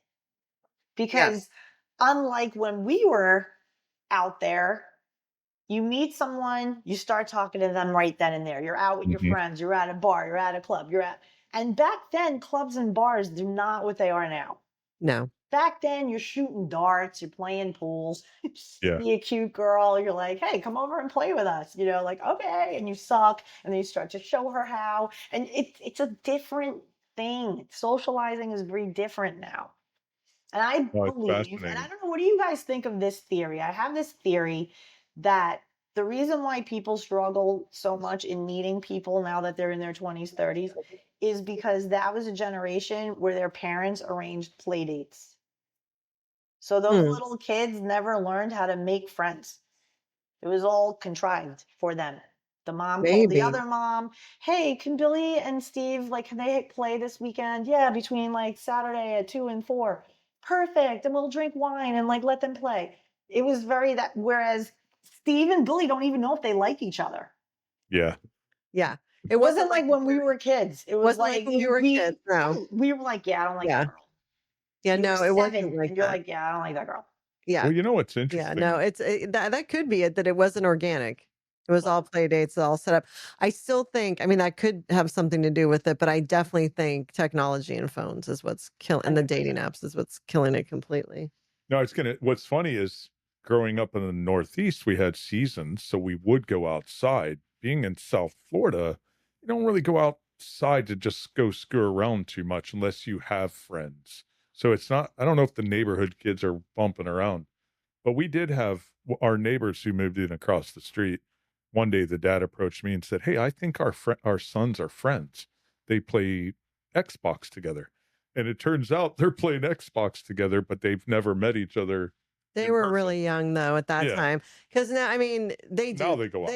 They all bike. I don't know, down here, they're biking, they're out. They are. They're all out down I don't here. know. Yeah. Yeah, like in We don't know. my little community that we're in, Yeah. there are houses at all the kids. When the weather's good. When the Yeah. weather's like super hot, everybody's inside air conditioned. Yeah, Exactly. yeah. But when it's good, they're in the street, they're playing They are here football, too. they're doing their Yeah. thing. Yeah. No, I love to see they I are. love to see Yeah.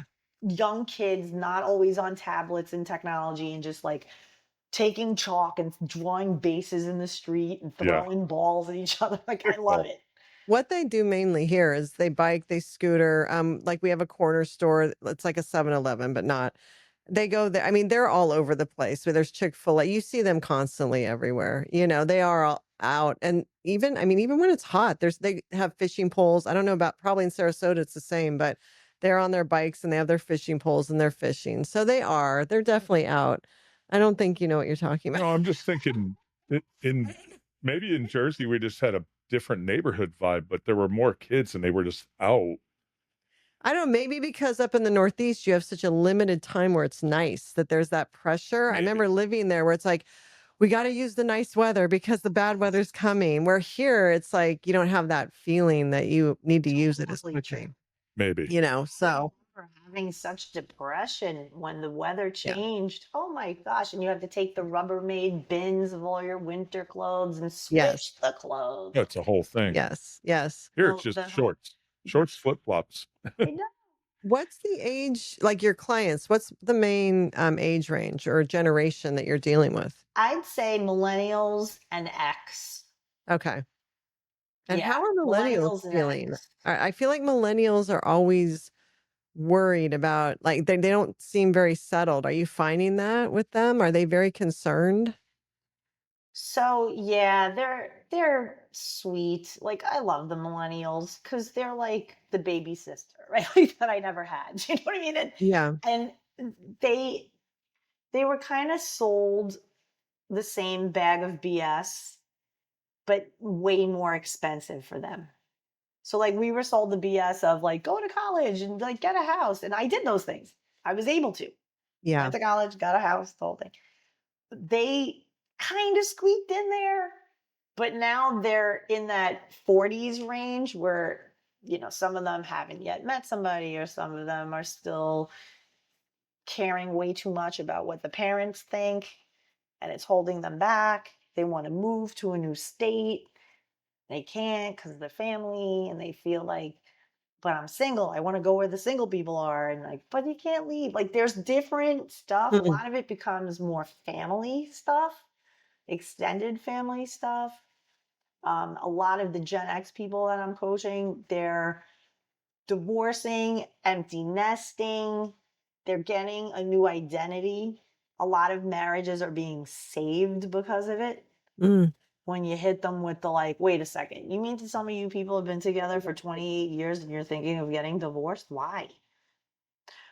Well, because I hit menopause and she's not wanting sex. And I'm like, dude, I'm 54, my husband's 60. You have to get like hormone replacement. It's a game changer. Yeah. Really? Yeah. What's that? How do I go, listen, I'm not a doctor. I don't know. You have to go through blood work and see if you're eligible and all of this. But you seem pretty healthy and there should be a reason for this. Like, do you still like each other? Like, do you want to hang out with each other? Yeah, I mean, you know, we've known each other for so many years. Exactly my point. You just lost the mojo. It's not about you guys, it's about your body. Stuff going on physiologically that you have to sort out, and you can.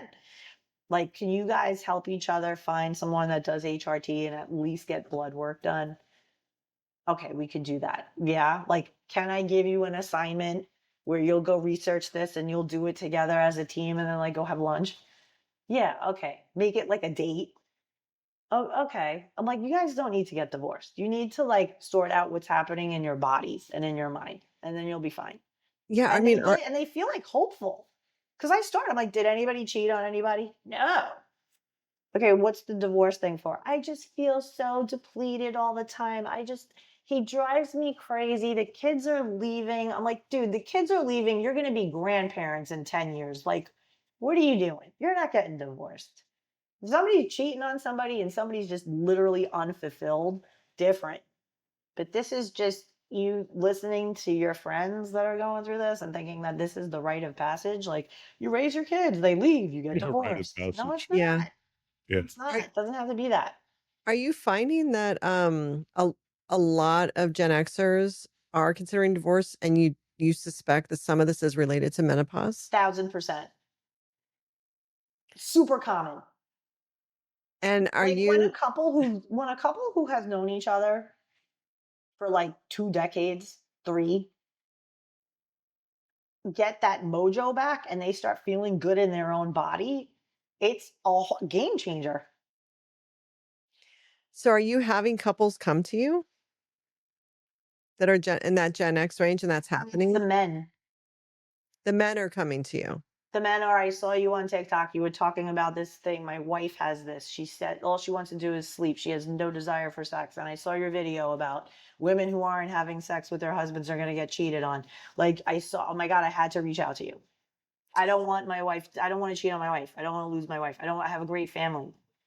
And I'm like, I well, first of all, good for you for being like the patriarch here Yeah. to be like, dude, I love my family. I'm holding this down. But there's something wrong Great. with my beloved and I want to sort it out. Yeah, that's an It's a amazing beautiful approach. thing. Yeah, instead of just being resentful towards her, Yeah. or, thinking that she's doing this at him. Right. And the problem is they don't have the words, they don't have the communication, the skills. So he's not coming at her from a place of curiosity. He's shutting down. Yeah, I can't bear to ask her again for sex because I know the answer. So I don't even ask anymore. That's a problem. yes, Shutting down. Right. But when you start to talk to each other from a place of curiosity, because you guys have been together since bread was built. So, right, you know that there's a yeah, difference when you come to him, say, hey, I have a question for you. You know how, like, when you do this, I want to know what that's about. No judgment. I'm just curious. I noticed that you prefer to do this way. What is that about? And he's like, oh, because I like that. Oh, I just learned something new about you. Never no, thought you're I would right. learn something new about you. I know you forever, but there you go. So, like, this is the thing of like rediscovering each other later from a more mature place. Magical. So, yes, it's not the women come to me when they're ready to go. Interesting. Mhm. And the That's men are coming to keep it together. Very interesting. But when you're talking about like a relationship, a Gen X relationship, and they probably been together between 20, 25, 30 years, possibly, maybe 15 to 20, whatever. Um, and if they hit that space where menopause, perimenopause, menopause is hit, she has low libido, but maybe doesn't even realize why, because no one talked to us about any of that. Um, and the resentment is building from him, so you can see how the whole relation, because he's taking it personally, has nothing to do with him, but he's taking it personally. So you have to get through layers of resentment, because then she's resentful that he's seems mad at her, or is like giving, that energy he's shutting down. So now they're both resentful with each other. yeah. So you have to even get past that resentment to get them to even communicate with each other. Yeah. Like, how do And it's you such a get them basic there? thing. Like, you get total primal with it. I'll ask her flat out, do you think your husband's hot? Like, when you look at him, are you like, it's cute? And she gets right. She's 16 again in that moment. Yeah, he still has it going on. Oh, and what do you feel like when you hear her say that? I didn't know. I didn't know she looks at me that way still. So, like, do you check him out? Like, when was the last time that you were checking out your husband? And he's like, he perks up. He's like, I got to hear this, right? Because I'm getting them to talk about things that they haven't spoken about. They're Yes. in the minutia of the day to day. They're in the minutia of who's going to Costco and who needs to get picked up from the airport and all of the things of life. But when you hit him with, when was the last time you checked out your husband? Like looked at him with lust? Oh my God. She gets shy. No, don't be shy. This is your man. Honey, you had 3 babies with this man. He's seen it all. So tell him, when was the last time you looked at him with lust? She's like, okay, so remember the other day when you went to the pool and the thing was in the pool and the dog got the toys in the pool and you were just moving the toys out of the pool? Something about how you had that tank top, you just looked so good. Oh my God. And I go, now what happened? What do you think would have happened if you told him that then? Like, do you think that if you paid him that compliment, like, let's ask him, Dave, if she told you, babe, you're looking delicious. Oh my God, the way the muscles in the pool, man, whoo, what would that have done to you? He's like, I would have been like, she wants me. And then what would have happened? I probably would have been like, let's go out to see a movie. Let's go do something tonight. So you would have asked her on a date. So this is you going back to meeting that girl at that concert. She showed you, she gave you the green light to pursue her, and you did. So I said, honey, you have to own that feminine energy. If you think your husband's looking hot, tell him. Don't take that for granted. You're going to be shriveled up little grapes in 30 years, helping each other get from the couch to the fridge. This is the moment. Your kids are grown. You guys could be picking out vacations, weekend getaways, like get it hot again. And if your body isn't communicating with the mind, if it's off, go to check that out, because there's stuff you could take. There's supplements, there's dietary changes you could make. I'm not a nutritionist. Go find one. Like, there's stuff you can do.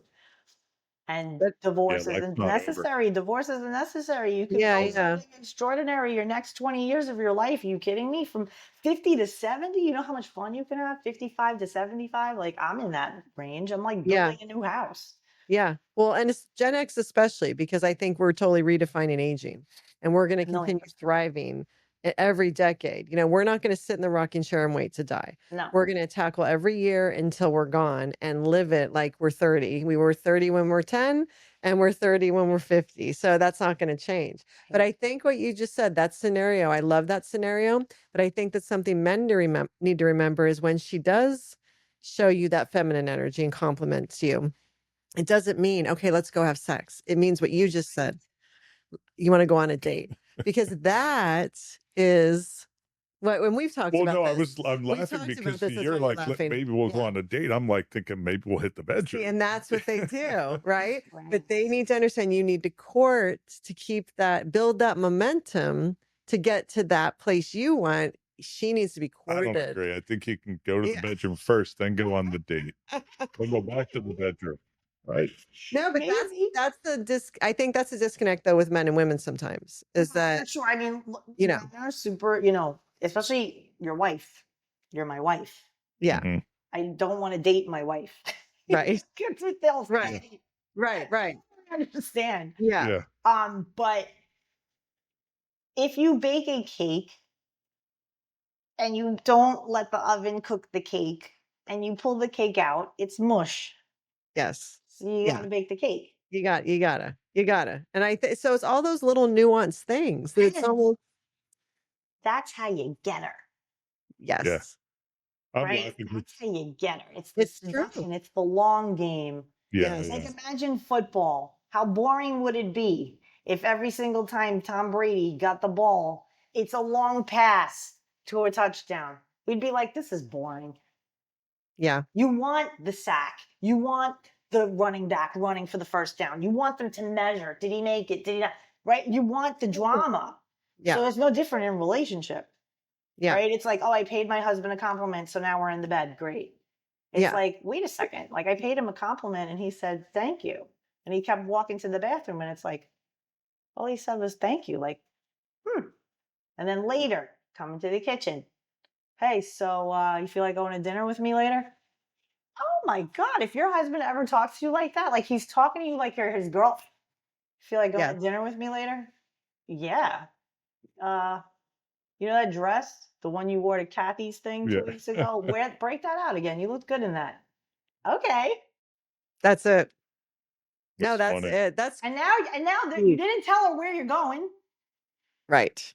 Just come out to the living room at 8. We're leaving at 8. Okay. Okay, Kathy dressed and we're leaving at 8. Hang on. Okay. Because he's so in his masculine, he's allowed her to be so in her feminine. Right. He's put her right back in that Right back in giddy it. And then she woman, comes like, out and it's 8 yes, and she's in her little dress. And yes, he's like, mm-hmm. You ready? You ready for this night?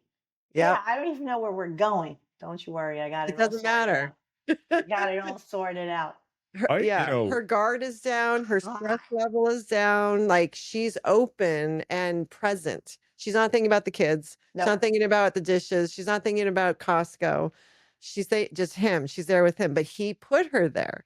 And Mm-hmm. that's what I think we could do an episode just on this. Just on That's what I that. think the disconnect between men and women is. And that is what's also the problem with the younger generation, where the women are being told to extinguish their feminine energy. And that's what's happening here. And then the men are on guard because they've been told they're assholes.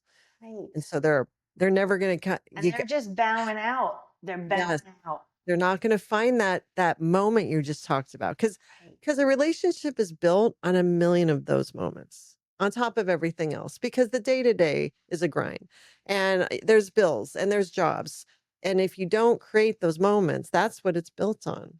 In addition to friendship, I'm big on friendship, For sure. but it takes effort. But it really, there's a saying that there's a Play. It's like a yeah, playtime person. yeah, Like it's not, yeah, like there's stuff to do. Trust it. yeah, There's work and things and kids yeah, and all the things. yeah, But there's got to be moments for you too. yes, yeah, And it doesn't have to be these fancy dinners and it doesn't, none of that. It could be simple. Like I had a couple make a playlist of all their songs from when they were dating. And their little ritual is on like Friday night when the kids, they're teenagers, they go out. By the time they're already 9 o'clock, the kids are done. So they have like till 9 to midnight, the whole house to themselves. I'm like, put on your little playlist and dance around, have a little dance party. yeah, She's like, I don't like to go out when the kids are out. It makes me nervous. They're driving now. That mom thing, yeah. putting her in this energy. I go, throw on your playlist, dance to some, Pearl Jam. No, you're so right, 'cause that talk about somatic. That's somatic, dancing big time, but that brings you back to that person you were Right. when you were 21. Totally. You're back, and then if you knew each other then too, if you have that history, it brings you as a couple back to that. So, and that you just touched on that mom energy. That mom energy is a thing too, and that mom energy can derail a lot of shit. The It mom really energy can. kills boners. Yeah. Yes, it's true. Period. That's the thing that women also struggle with, is disconnecting and being a woman separate from being the mom, and especially when children are young, because they're so needed in every way. Mhm. But that's also where her And that's husband where needs to like the help whole her. like it takes a village thing comes in, and we really lost that a lot in culture. Like we don't have it where families are within 5 minutes of each other, and like it's Friday night. You're going to go hang with your cousins. Your dad and I Mhm, are going out. You're sleeping over your cousins. You're going to have movie Yes. night. And then the following week, you do it for your sister. So mhm. it's a village. It's like, and then you're going to all stay at your grandparents' house. Like we're all like, we do Yeah. this.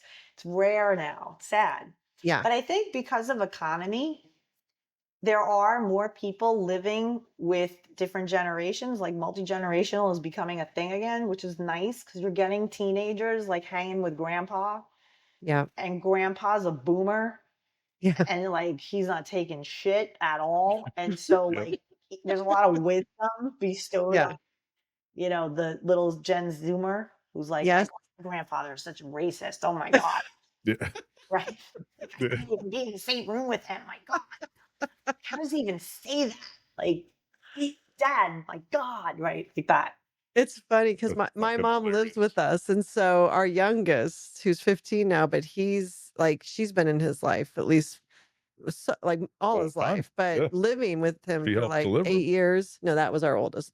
but 8 years, where she's been living, and it's funny because 'cause she'll do little things, and he'll just be like, "But I love it because that it's rare. It's rare now for them to have that exposure to the older generations, and it's so enriching." It And really. she's a huge help, when he was younger, 'cause he was our surprise baby. We had 28, 24, and then 15. Oh, And wow. so she did give us she would take him because we were about to, have older kids and then now a baby.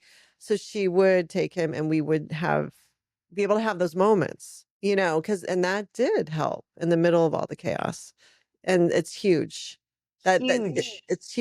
That's not talked about enough, is that support system. Because It's if it's so only on important. the mom and dad, there's only so much you can take. You need some support, For sure. And it used you to know? exist more. Like when we were teenagers, you had a house full of people for Christmas, right? The Mhm. Yeah. holidays. It was like, whoa, tons of people. You're eating off the paper plates. There's a buffet. You're fighting for food, right? Yeah. Now it's, I mean, there are people that they don't even know their extended family. They don't know their cousins. They don't, they don't have that. Yeah.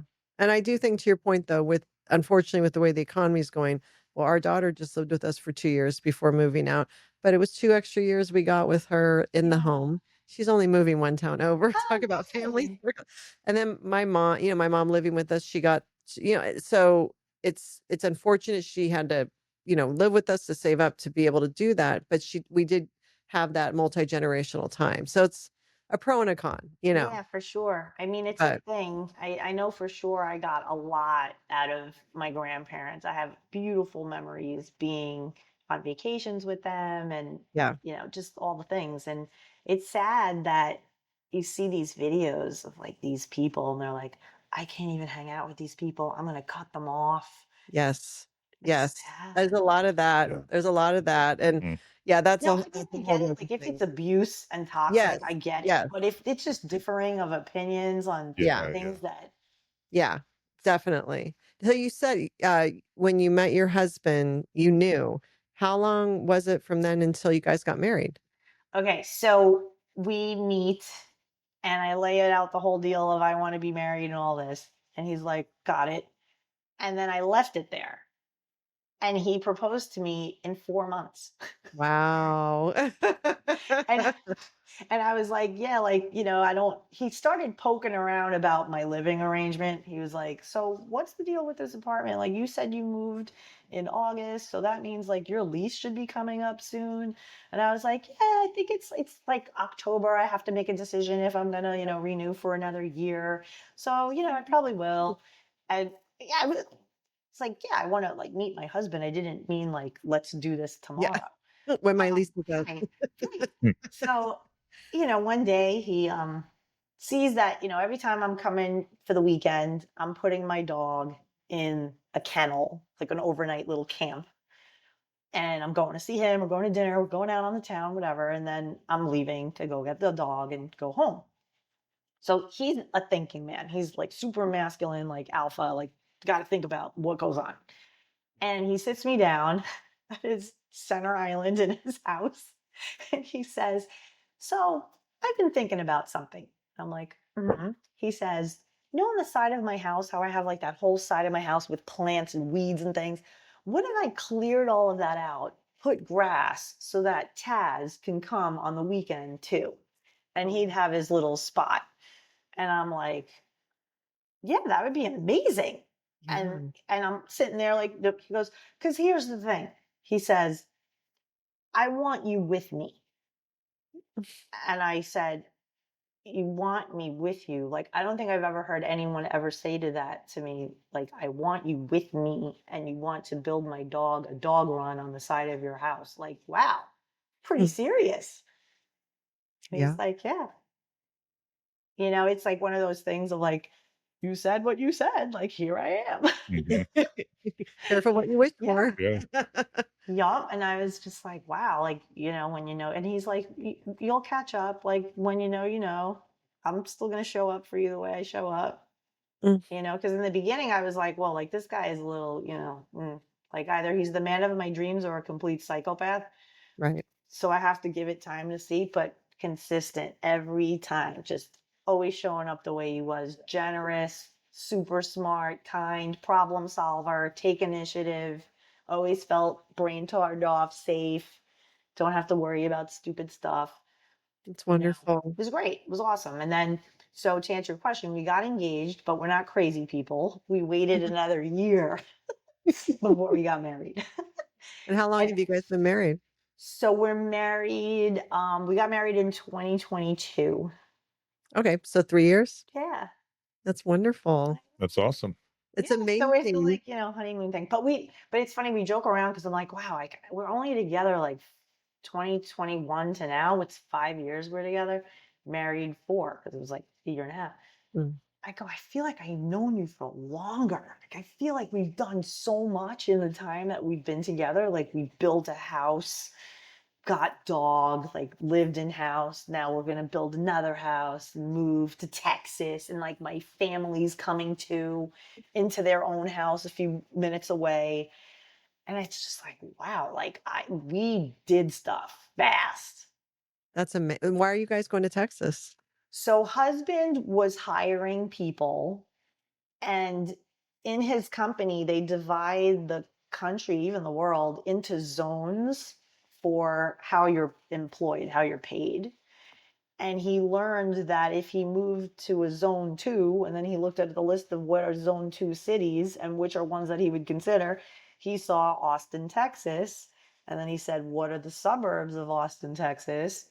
Found ones. And he said, if we move to this lovely little suburb, we can make like a considerable, like a life changing amount of money more. I was like, Wow. oh, give me 3 minutes to pack. Let's go. Right? Let's do it. And then I kind of was mulling it over because I have family in New York. My dad and my stepmom, they're in Brooklyn. My mom and my stepdad, and my mom has dementia, and I'm kind of like, ugh, I don't really feel good about leaving. So I floated the idea of like, I want my family with me. Mark and I have to move to Texas. And yes, we just built this house, but this opportunity is here and we have to seize it. And we have to think of our future, all the things. But I want my family with me and we have to figure it out. And we will. And that's what ended up happening. We found a place, build a house, starts getting built, I think this month, at the end of the month, and went 6 minutes away, found a little 55 plus community for my mom and my Nice. stepdad. Yeah, cool. Got the girl there to talk to them, showed them floor plans and whatever, and they were on board too. And then I talked to my dad in Brooklyn. I sent him some links of like apartment complexes, and he was fired up. He's like, this place has a gym and it has a pool and it has all these things. Like this makes my Brooklyn apartment look like. I'm like, Dad, like he goes, this is the plan. You guys move into your new house. We come down to visit. We go see apartment complex and we'll decide right then. And then we'll move down too. And I'm like, oh my God, could please, like, it would be great if you did. It's amazing. Yeah, that's That's cool. absolutely amazing. Yeah.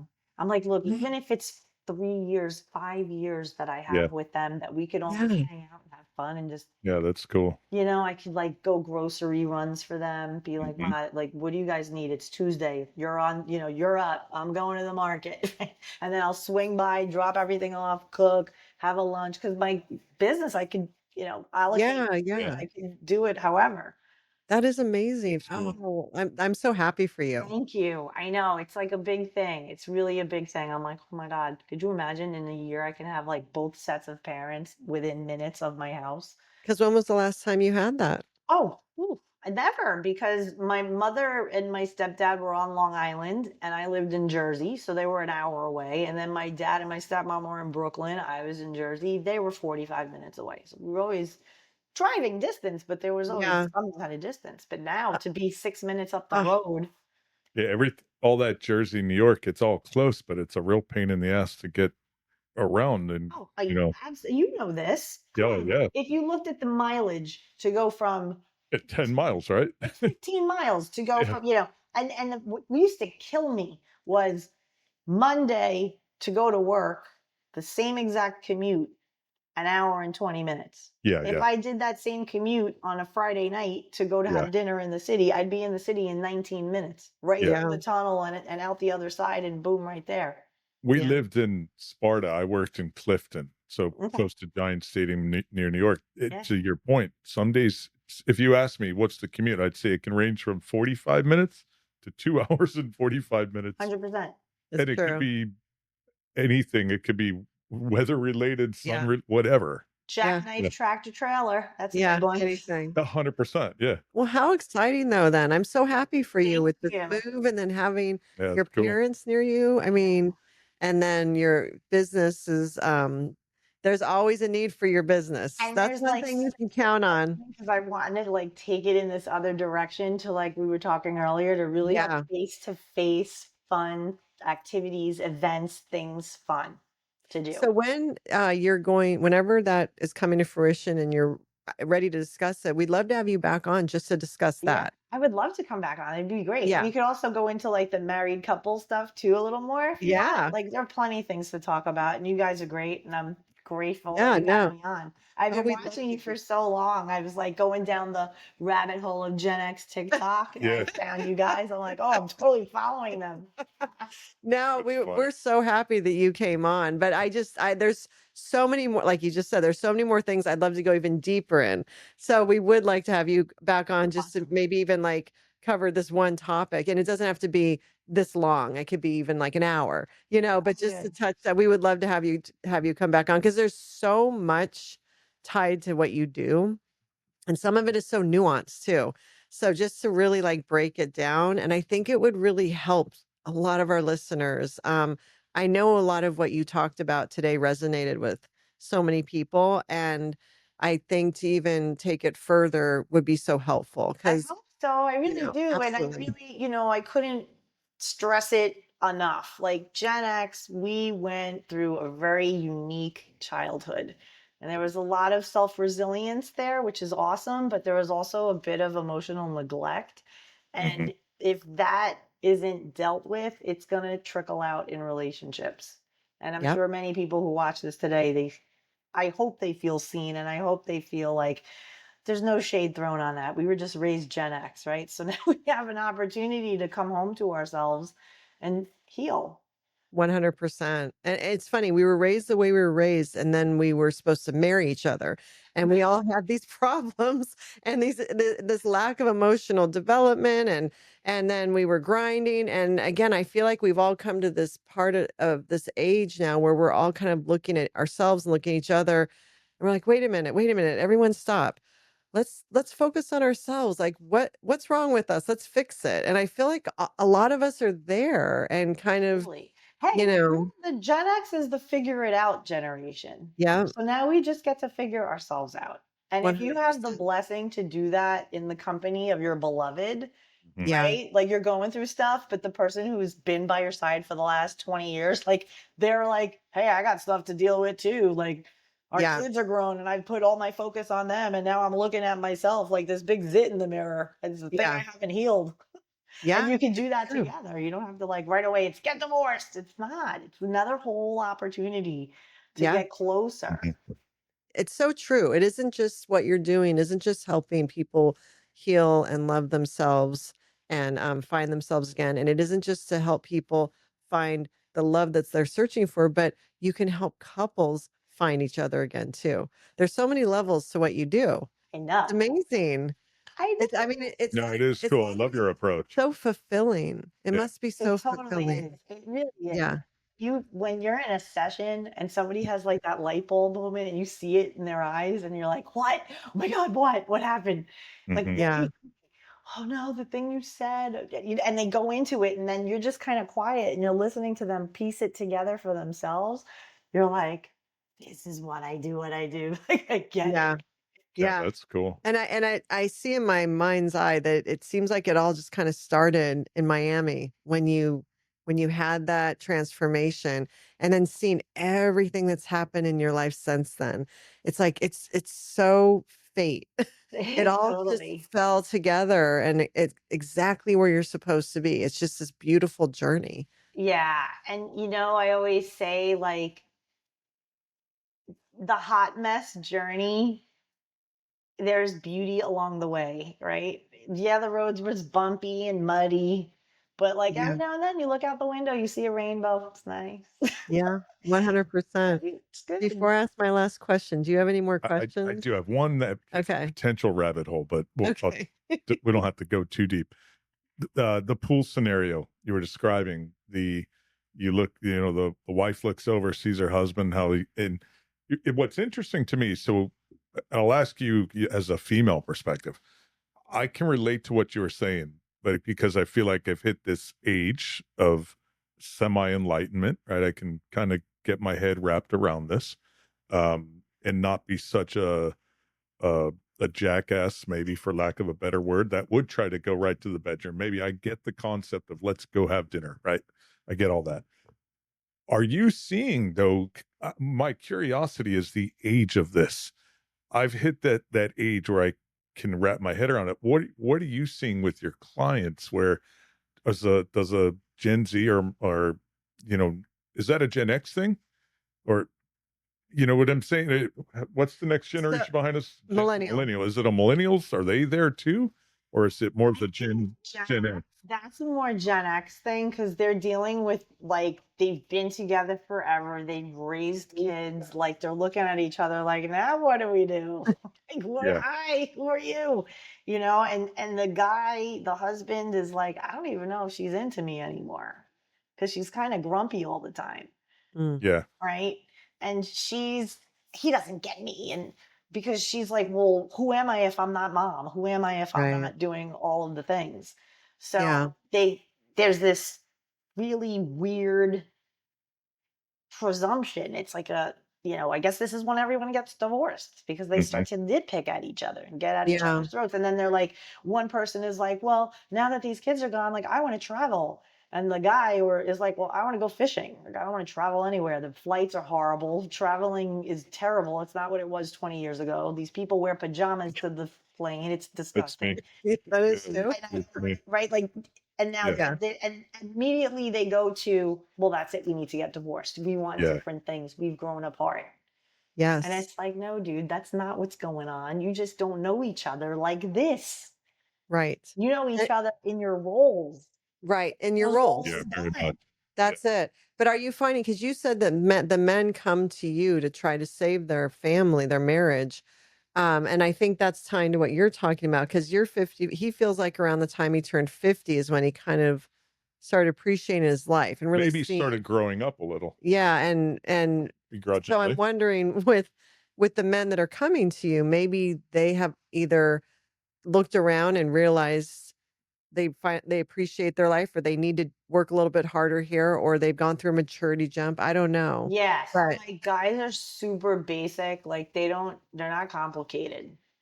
They're just like, make me some good food and let's chill and watch TV and like have peace in our home.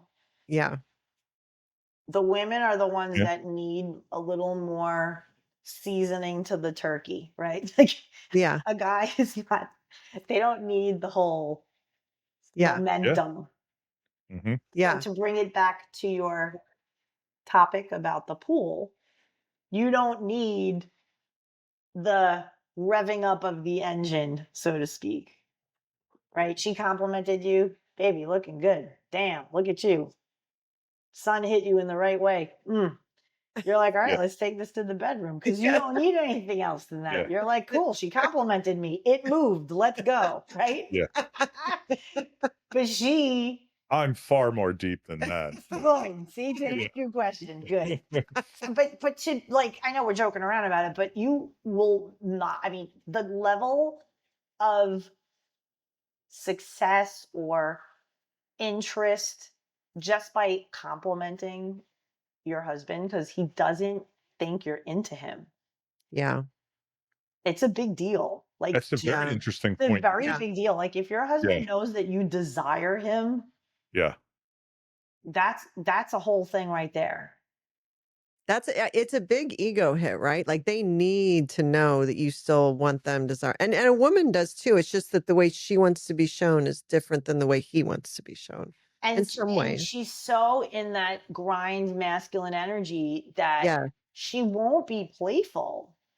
yeah, Like she won't, husband's in the bathroom getting out of the shower and she's in there and she flashes them her boobs. Like, that's Yeah. not happening, and it needs to. Yeah, yeah. Right. Bring back that playfulness. And I Mhm. think this especially now, the kids are gone, they're Yeah. grown, they're out yeah. of the house. You get the whole house to each other. Have like naked Wednesday, like figure it out. You're so right. Yeah. No, you're so right. And I think that, but he also has to work hard to put her in that feminine energy where she can be playful. It's all connected. Yeah. And it's like olive branching, right? It's like the whole thing when you're kids and you're like, no, you go first. No, you go Yes. first. No, you're not gonna do this unless you do this first. So, it's true. Like Yeah. as a woman, you harness your feminine energy and you see your man looking good and or smells nice. That's a big one. Like Mm. breathe him in when he kisses you goodbye. Like say, "Oh, you smell good. What are you wearing?" "Oh my God, the girls are gonna take you away from me." Right? Like be that, Yeah. lift him up, Yeah. and then you'll, Yeah. text him emoji kissy face. Like get that flirt going again. Right. He'll be I Right. like, I do think who is this Yes. woman texting me a kissy emoji in the middle of a Tuesday? Yes. yeah. It's so true. It's not my birthday or Father's Day. Like, why Right. is it's just Tuesday? You have to be careful though, because there are narcissists out there. There are men that will eat that up and they won't treat her any different. They'll just, But that's what I you mean about know, the age, because you can yeah. really abuse that and shit on a good thing and really have that backfire, and that could lead to the divorce, For right? sure. I mean, You know? Yeah. if there's toxicity, Yeah. Right. like what Yeah. I'm describing is just people who are disconnected, but there's Right. Yeah. love there and Yeah. respect. Yes. Yes. But then you do have instances where people have been together for years and years and years, and it's been toxic. It's been, berating and abuse and all of this. And Mhm. so in those cases, yeah, people wake up and they're like, my job here is done. Last kid is Yeah. out the door. I gotta go. Yeah. Yeah. And then But there's I no coming back from that. But what you're talking about, the people who have been married for a long time and are disconnected, that is not talked about enough. No, it is not. And And I when think I drop a yeah, little ounce of video about that anywhere, that's where I get a lot of the men coming to me like, hey, what you just described, yeah, when did you go on HRT? Like, tell me more about that. And did your husband make you go? And I was like, hell no, my waistline made me go. Like, yes, I I made hear it about that. vanity. I was like, listen, I'm gaining weight and I got to figure it out. Mhm. And that's what did it. And the Yeah. side effect is like, woohoo, Yeah. Mhm. It's good. No, HRT, like, saved Yeah. me. I wish I would have known about it when I was 40, you Same. know? I wasted, like, my 40s. I didn't realize it until I was 50. It's because no one talked to it. That's another reason I'm always Yeah. anytime we can bring up perimenopause or menopause on the podcast, I don't care who's the guest, like, we gotta say something because I just want the younger women to know, start preparing now. You don't have to suffer the way we did through our 40s, Yeah. you know? And Yeah. so the HRT, HRT, HRT. HRT. So, Ooh. I'm big on it. Did you have any other questions? No, no, I'm good. I really appreciate um I love your perspective. I love your style. I love the approach you're taking. I really hope um I think people who hear this conversation, I really do think it's just helpful. And I hope they reach out to you, really. I think I hope this drives a bunch of people to you, and you can have that excitement of and fulfillment of helping them. I think you're doing a For great sure. job. Yeah. Yeah, Yeah. build on your And already successful fun business. too. Like Yeah. you Yeah. can kind of tell. Yeah, Yeah. absolutely. You bring humor into it too. You have I'm sure you, to. I'm sure you lighten the mood when it needed for sure. Yeah, So you you have have to have to. levity with You all this had stuff. for sure because You then do. and it's interesting because it's knowing when to insert that Mhm. because you have to also see them as serious, like their problem is Yeah. super serious in their world. This is a big deal. And when you can balance that both and be like, no, I hear you. This is serious business. Like your whole family is about to blow up if you make Mhm. this decision. Yeah. But at the same time, like when was the last time you saw him and thought he was hot? Right. It's such a like, and Yeah. and these are Yeah. techniques. Like there's neuro linguistic programming. There's stuff where you like ask a question in a certain way that's supposed to be like a pattern interrupt to their track of thinking. It's like a dissonance that happens that snaps them out of it. So it's like little techniques and things, but like I make it fun. It's fun. Like inner work does not have to be this scary thing because a lot of people find it daunting. It's almost like they are afraid of like opening the cover of a box of what's going to jump out at them, and they don't want to deal with it. They would rather just, suppress, suppress, suppress. But their life isn't progressing in the direction they want it to go because they have a box that they have to look at. They have to open the lid and get in there, you Yeah. know? And I So think Gen X is known for that. I Gen think, X is all about sizing things up. Like we are truth seekers. We want to get to Yeah. the bottom of stuff. yeah, It's funny you say that because I thought that was a Northeast thing, but it feels it's more generational. Because you know, I was thinking about this earlier when you were saying, you're much more relaxed and whatever. I'm pretty relaxed too, but we were in New York a couple of years ago. Man, I got defensive. I was ready to go, ready to yeah, protect this Something thing. about that energy there, it Yeah, definitely yeah, brings that out of you. I mean, yeah. it's yeah, a protective energy. Yeah, and you get very hyper vigilant about the people around you also. I had yes, eyes in the back of my head, Mm-hmm. right? It's just And how when you you're do that. in that environment for many years and then you go back, it's Yeah. just a high frequency. It's almost like riding an escalator for the first time, right? Hmm. Where you're just like, huh, huh, yeah, like this. Yeah, it's Almost weird. yeah, exhausting. yeah, It's draining. weird. Like, Yeah. yeah, you go back into your Jersey mode and you are exhausted by the end of the day.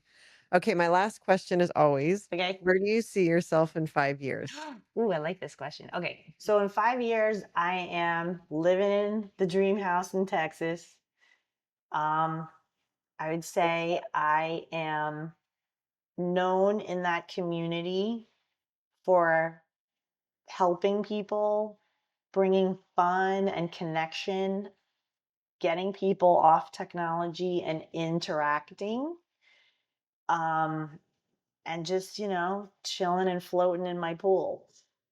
Awesome. That Sounds sounds good. wonderful. Yeah. Yes, for sure. And that one, getting people connected again, I'm really excited to see what you come up with there. Yeah. So you It's have gonna to be keep good. us posted for sure. Definitely keep us posted. And we, again, would love to have you come back on. It's been Thank you. wonderful to hear your story, Lisa, Thank and you. everything you've been through on your journey, and just watching your journey and where you've ended up and how much you're helping people now because of what you went through, and all the different levels to it. There's I know so it's much crazy. to it, Yeah. because I know we just touched the surface, but I know it's going to resonate with so many of our listeners. And so we can't thank you enough for coming Yeah. on and spending this time with us. Thank you both and keep Gen X adulting. Woo!